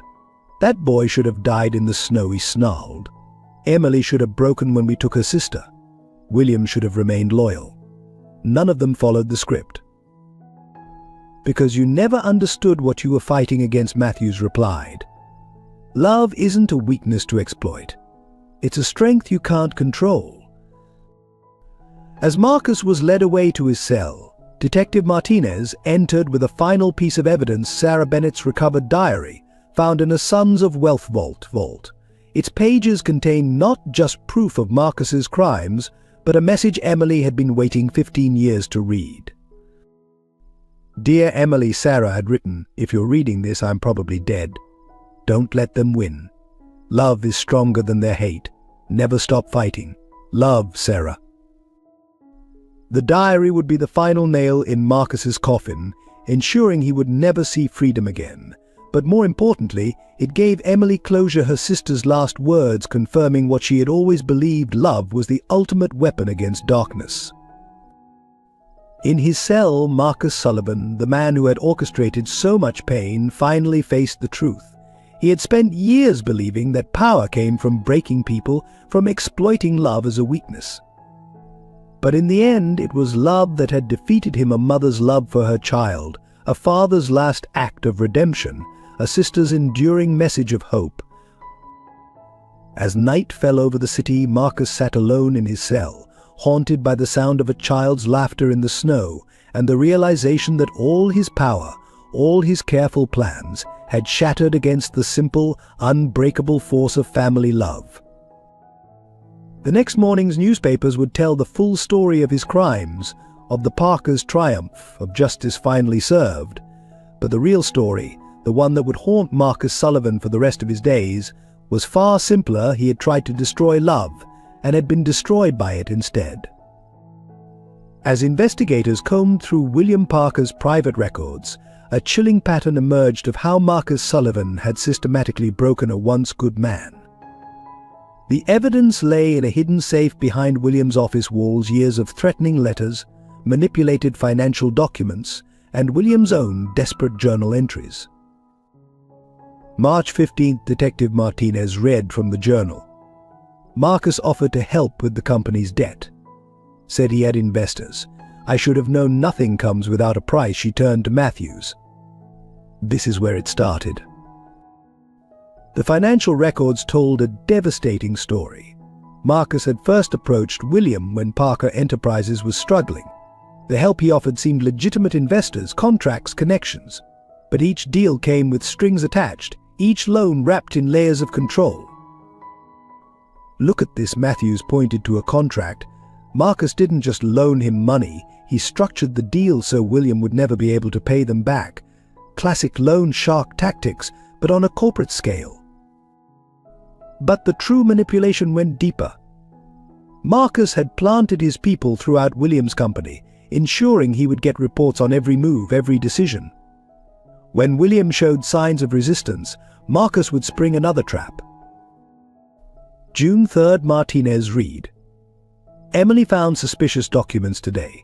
Marcus says if she investigates further, there will be consequences. I have to keep her away from this. I have to protect them." She looked up. This is when he started pushing Emily away.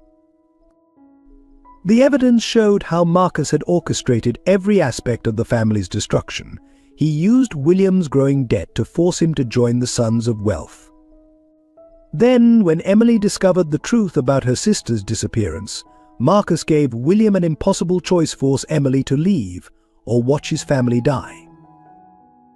The psychological manipulation is textbook, the FBI profiler noted. Marcus didn't just control William through money. He made him complicit in small crimes first, building up to bigger ones. By the time he ordered William to kill his own son, the man's moral compass was completely shattered. William's last journal entries revealed his growing desperation. "I see Noah's face every night in my dreams," he wrote. "The trust in his eyes when I gave him that poison drink. Emily was right, love should have been stronger than fear. But I was a coward. Marcus knew exactly how to break me." Bank statements showed how Marcus had systematically stripped William of his wealth while maintaining the illusion of success. The mansion, the cars, the lifestyle, all were leveraged to the hilt, leaving William trapped in a golden cage of debt and threats. December 24th read the final entry. "I don't expect forgiveness for what I've done. But maybe, if I can get this evidence to Noah, if I can help Emily bring Marcus down, my death will mean something. Love is stronger than fear. I understand that now, too late. Noah, Emily, I'm sorry. I hope this helps make things right." The investigators also found recordings William had made of his meetings with Marcus, conversations that revealed the true extent of the manipulation. Marcus had played on every fear, every weakness, systematically destroying whatever good remained in William Parker. "It's almost elegant in its cruelty," Matthews observed. "Marcus didn't just want William's money or his cooperation, he wanted to prove that every man has his price, that love and loyalty are illusions that crumble under enough pressure." But in the end, William had proven Marcus wrong. His final act of gathering evidence, of ensuring it would reach Noah and Emily, showed that even a broken man could find redemption through love. The real tragedy, Martinez said, closing William's journal, is that he never knew his plan worked, that Noah and Emily would use his evidence to bring down Marcus, that his last act of love would save his family. As the investigators boxed up the evidence, they found one last note from William, addressed to the police. "I know this confession comes too late to save me, but maybe it can save others from Marcus Sullivan. He didn't just destroy my family. He destroyed my soul. Don't let him do this to anyone else." The evidence would ensure Marcus's conviction, but it also told a cautionary tale of how evil could corrupt even the most decent person through fear, debt, and manipulation. William Parker's tragedy would serve as a reminder that the choice between love and fear must be made every day, and that redemption, while costly, is never truly out of reach. As the case against Marcus Sullivan built, Emily's own story emerged through recovered surveillance footage, diary entries, and witness testimonies. The depth of her sacrifice and silent vigil over Noah stunned even the most hardened investigators. Every Friday at 3 p.m., Detective Martinez noted, reviewing school security footage, she was there, watching his soccer games from behind the fence, never letting him see her, but never missing a match. The footage showed Emily, disguised but present, celebrating silently as Noah scored goals, comforting herself when he fell. Her diary revealed the agony of her choices. "Noah lost a tooth today," one entry read. "I watched from across the street as he showed his friends. William wasn't there, he never is anymore. I wanted so badly to run to him, to be the mother who puts the tooth under his pillow. Instead, I left a small gift where he would find it. Pretending to be the tooth fairy. It's the closest I can come to mothering my own son." The investigators discovered Emily had maintained a secret apartment overlooking Noah's route to school. The walls were covered with his school photos, newspaper clippings of his achievements, copies of his report cards, a shrine to all the moments she couldn't share. Christmas was the hardest she had written. Watching him decorate the tree alone, knowing William was destroying our boy's spirit bit by bit. But Marcus's threats were clear: one wrong move, and Noah would disappear forever. So I stand in the snow, watching my son's light dim, powerless to protect him except through absence. Evidence showed how Emily had methodically gathered information on Marcus and the Sons of Wealth while maintaining her distance. She took jobs that kept her close, but invisible: school custodian, library assistant, crossing guard, but each position carefully chosen to watch over Noah without revealing her identity. The true torture, Matthews observed, was knowing her sister's fate while watching her son suffer. She couldn't save Sarah, but she was determined to save Noah. even if it meant sacrificing her own happiness. The most heartbreaking discovery was a box of unopened birthday presents, one for each year she'd been away. Each contained a card explaining why she had left, why she had to stay away, how much she loved him. She had written them, never knowing if Noah would ever read them. My dearest boy. The latest card read, "Today you turn 9. I watched you walking home from school, and my heart nearly burst with pride at the person you're becoming. Despite everything, you remain kind, loving, strong. I hope someday you'll understand that leaving you was the hardest choice I've ever made. Every day apart has been a knife in my heart, but knowing you're alive makes the pain worthwhile." The surveillance photos found in Marcus's office revealed how closely he had monitored Emily's secret vigil. He had known all along that she was watching Noah, using her presence as another form of torture, letting her see her son, but never touch him. Never comfort him, never mother him. December 24th read her final entry before the rescue. Something's wrong. William's behavior has changed. Marcus is planning something, I can feel it. I've maintained my distance for 6 years, but tonight I'll break my own rules if I have to. I won't let them hurt my son, even if it means sacrificing everything I've built to protect him. That entry had led to her fateful Christmas Eve patrol, to finding Noah in the snow, to finally holding her son again after so many years of watching from shadows. The price of her sacrifice had been immense, but in the end, her love had proven stronger than Marcus's threats. As Emily testified against Marcus, her voice steady and clear, she finally told her full story.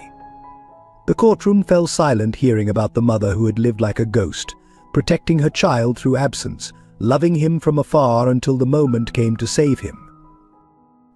"I lost 6 years with my son," she concluded, looking directly at Marcus. "But you lost everything, because you never understood that a mother's love can't be broken by fear or threats. It only grows stronger in darkness." The judge's summary would later note that Emily Bennett Parker's testimony revealed not just Marcus Sullivan's crimes, but the extraordinary power of maternal love, a force that could sustain hope through years of separation, that could turn sacrifice into salvation, that could ultimately triumph over the darkest evil.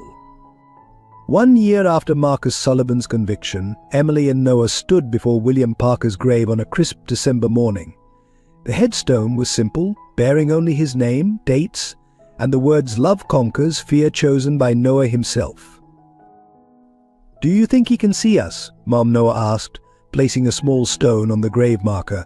In his other hand he clutched his father's storybook, its pages now well worn from countless readings. Emily wrapped an arm around her son's shoulders.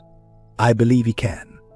And I think he'd be proud of how far we've come." She looked at the fresh flowers they had brought, white lilies, William's favorite. "Your father made terrible mistakes, but in the end he found his way back to love." The past year had been one of healing and rebuilding. After Marcus's arrest, Emily and Noah had moved into a cozy house near the park, its walls quickly filling with photos, artwork, and memories they were finally free to create together. The mansion where Noah had spent his lonely years was sold, the proceeds going to a foundation they established to help children affected by family trauma.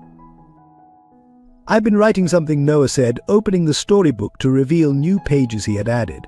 "It's about Dad, but also about us, about how love can survive even when everything else falls apart." Emily read the story, tears gathering in her eyes. Noah had written about a father trapped in a tower of ice, a mother watching from the shadows, and a child whose heart was warm enough to melt all the frozen walls between them. It was their story transformed through a child's wisdom into something beautiful and healing. Mom Noah asked as she finished reading, "Is it okay to miss him, even after what he did?" Emily knelt beside him, taking his hands in hers. "Of course it is, sweetheart. Love isn't simple. Your father did horrible things, but he also loved you very much. Both things can be true at the same time." They had discovered this complexity in the months following William's death. Among his belongings they found years of birthday cards he had never sent, photos he had secretly taken of Noah's school events, and journals filled with regret and love in equal measure. The healing hadn't been easy. Noah still had nightmares about the snow sometimes, and Emily still caught herself checking exits and scanning for threats, habits formed during her years of secret vigilance. But they faced these challenges together, their bond stronger for having been tested by fire. Their weekly therapy sessions had become a space for honest conversations about pain, forgiveness, and rebuilding trust. Noah learned that it was okay to love both the father who had betrayed him and the mother who had protected him from afar. Emily learned that being present now was more important than guilt over the past. "I wrote something too," Emily said, pulling out a letter she had been carrying. "Would you like to hear it?" Noah nodded, settling beside her on the grass before the grave. The morning sun cast long shadows as Emily began to read. "Dear William, a year has passed since you left us. Noah grows stronger every day, his heart somehow still full of love despite everything he's endured. He has your creativity, your quick mind, but also a wisdom that's entirely his own. I've learned to forgive you, not just for Noah's sake, but for my own. You were right in your final message. Love is stronger than fear.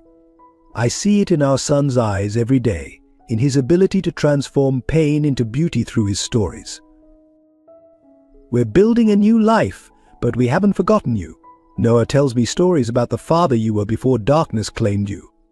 I share memories of the man I fell in love with, the one who danced with me in the rain and dreamed of changing the world. You found your way back to love in the end. That's the legacy we choose to honor, not the mistakes, but the redemption. Noah understands this better than anyone. He's teaching me that forgiveness doesn't mean forgetting, it means choosing to love anyway. Rest in peace, William. We're okay now. Love did conquer fear, just as you finally understood. Emily." When she finished reading, Noah was crying softly, but they were healing tears. He hugged her tightly, and they sat together in the morning silence, three hearts connected by love that had survived the darkest night. As they walked away from the grave, Noah took his mother's hand. "Can we get hot chocolate?" "With 3 marshmallows and a sprinkle of cinnamon," Emily finished, smiling.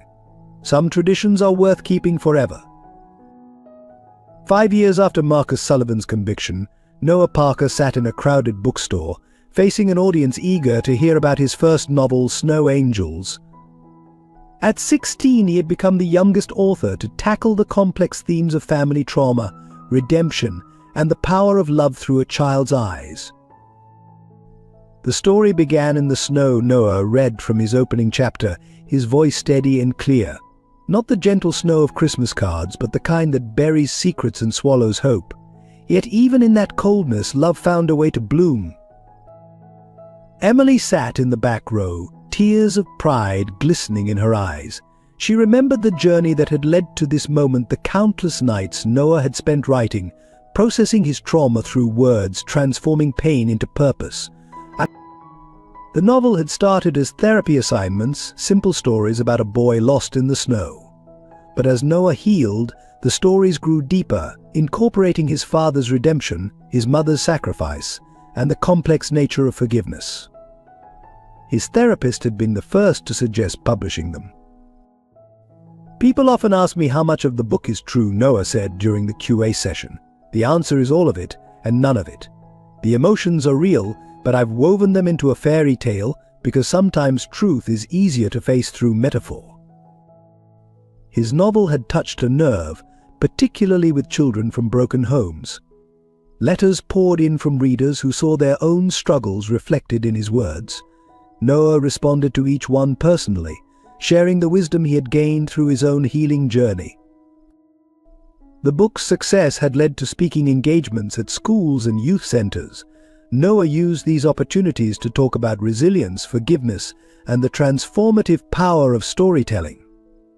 He established a foundation that provided creative writing workshops for traumatized children, helping them find their own voices. Writing saved me, he explained to a young girl after the reading. When I couldn't speak about what happened, I could write about it. When I couldn't understand my feelings, I could give them to characters who helped me make sense of them. Emily watched as her son connected with his readers, marveling at how he had transformed tragedy into triumph. The scared boy in the snow had become a beacon of hope for others, using his pain to light the way for those still lost in their own darkness. The hardest chapter to write, Noah admitted during an interview, was the one about forgiveness. How do you forgive someone who tried to destroy you?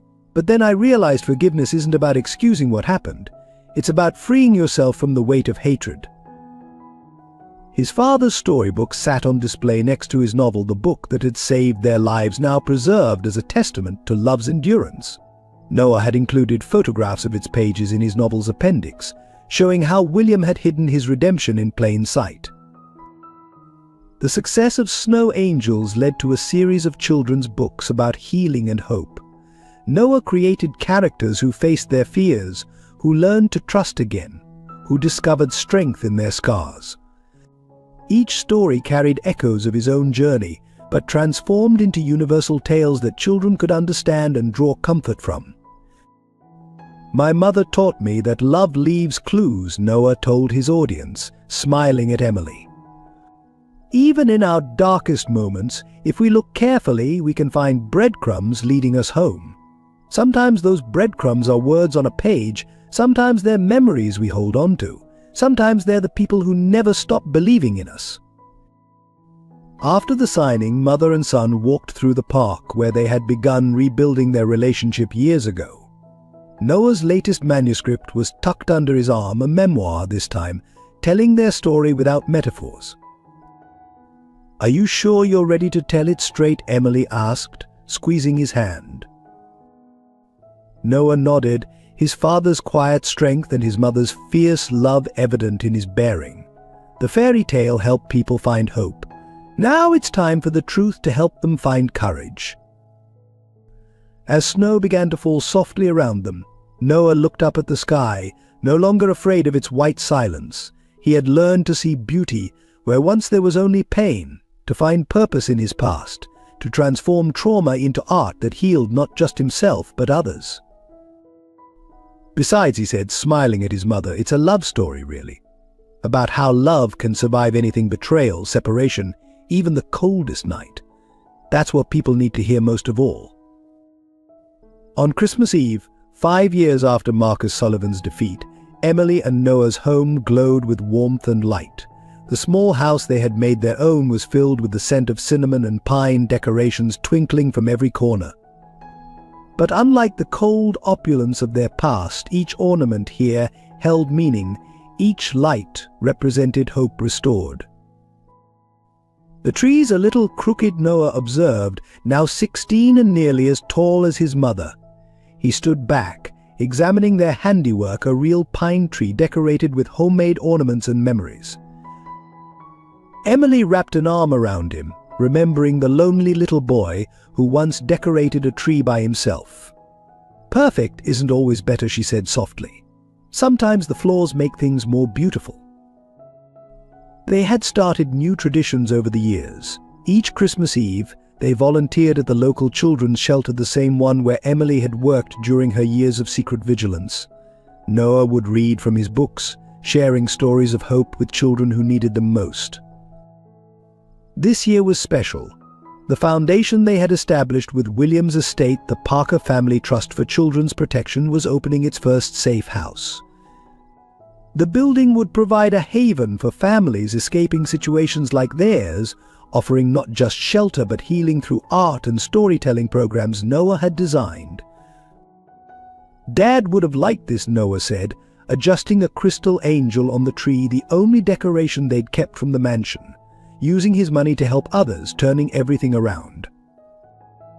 The doorbell rang, and Emily opened it to welcome their guests, Detective Matthews and his family, Detective Martinez, Noah's therapist Dr. Sarah, and others who had helped them along their journey. Each person brought not just food or gifts, but pieces of their shared story of triumph over darkness. Later, as their friends gathered around the dinner table, Noah stood to make a toast. He held up his mug of hot chocolate still served with 3 marshmallows and a sprinkle of cinnamon. 5 years ago, he began, I thought Christmas would never feel warm again. I was lost in the snow, betrayed by my father, separated from my mother. But love found a way to bring us home. He looked at each face around the table. You all helped write our happy ending. Detective Matthews, who believed a 9-year-old boy could crack a code. Detective Martinez, who protected me while I searched for Mom. Dr. Sarah, who helped me turn pain into purpose. Emily wiped tears from her eyes as Noah continued. But most of all, I want to toast 2 people who aren't here physically but are very much present in my heart. My father, who found his way back to love even if it was too late. And my Aunt Sarah, whose sacrifice started Mom on the path that would eventually save us all. He raised his mug higher. To love that never gives up, to truth that sets us free, and to snow angels who watch over lost children. After dinner, as their guests shared stories and laughter, Emily found Noah in his father's study, now converted into his writing room. He was holding William's storybook, tracing the worn cover. Sometimes, he said without looking up, I imagine him watching us. Do you think he's proud? Emily sat beside him, taking his hand. I know he is. You've taken everything dark in our story and turned it into light for others. That's something to be proud of. They heard carolers outside, their voices carrying through the gentle snowfall. Unlike the bitter cold of that terrible Christmas 5 years ago, this snow felt like a blessing, clean, pure healing. Noah opened the storybook to its last page, where William's final message remained, love is stronger than fear. Below it, Noah had added his own words, and truth is stronger than darkness. As midnight approached, Emily and Noah stood on their porch, watching the snow fall. They had started a tradition of releasing lanterns at midnight, one for William, one for Aunt Sarah, and one for the lost child Noah had been, now found and healed. Make a wish, Emily said as they prepared to release the lanterns. Noah smiled, the same smile that had once lit up William's face in happier times. I don't need to, he replied. Everything I wished for that night in the snow, love, family, purpose, it all came true. Just not in the way I expected. The lanterns rose into the night sky, their warm light reflecting off the falling snow. From somewhere in the distance, church bells began to ring, welcoming Christmas Day. Mother and son stood together, their hearts full of a peace that had been hard-won but was now unshakable. They had learned that healing doesn't mean forgetting, that forgiveness doesn't erase the past, and that love, even when buried under years of pain and separation, can always find its way home. Merry Christmas, Mom, Noah whispered, hugging her tight. Merry Christmas, my brave boy, Emily replied, holding her son close as the snow continued to fall, each flake a reminder that even the coldest night can turn to morning, and that love, in the end, conquers all. If this story touched your heart, please take a moment to share your thoughts in the comments below. Your perspective adds depth to our storytelling community. Support our team's dedication to crafting meaningful narratives by subscribing to our channel and sharing this story with loved ones who might find hope in its message. Every like, comment, and share helps us continue creating stories that explore the profound depths of human emotion and resilience. Join us on this journey of storytelling, where every tale has the power to heal, inspire, and connect hearts across distances.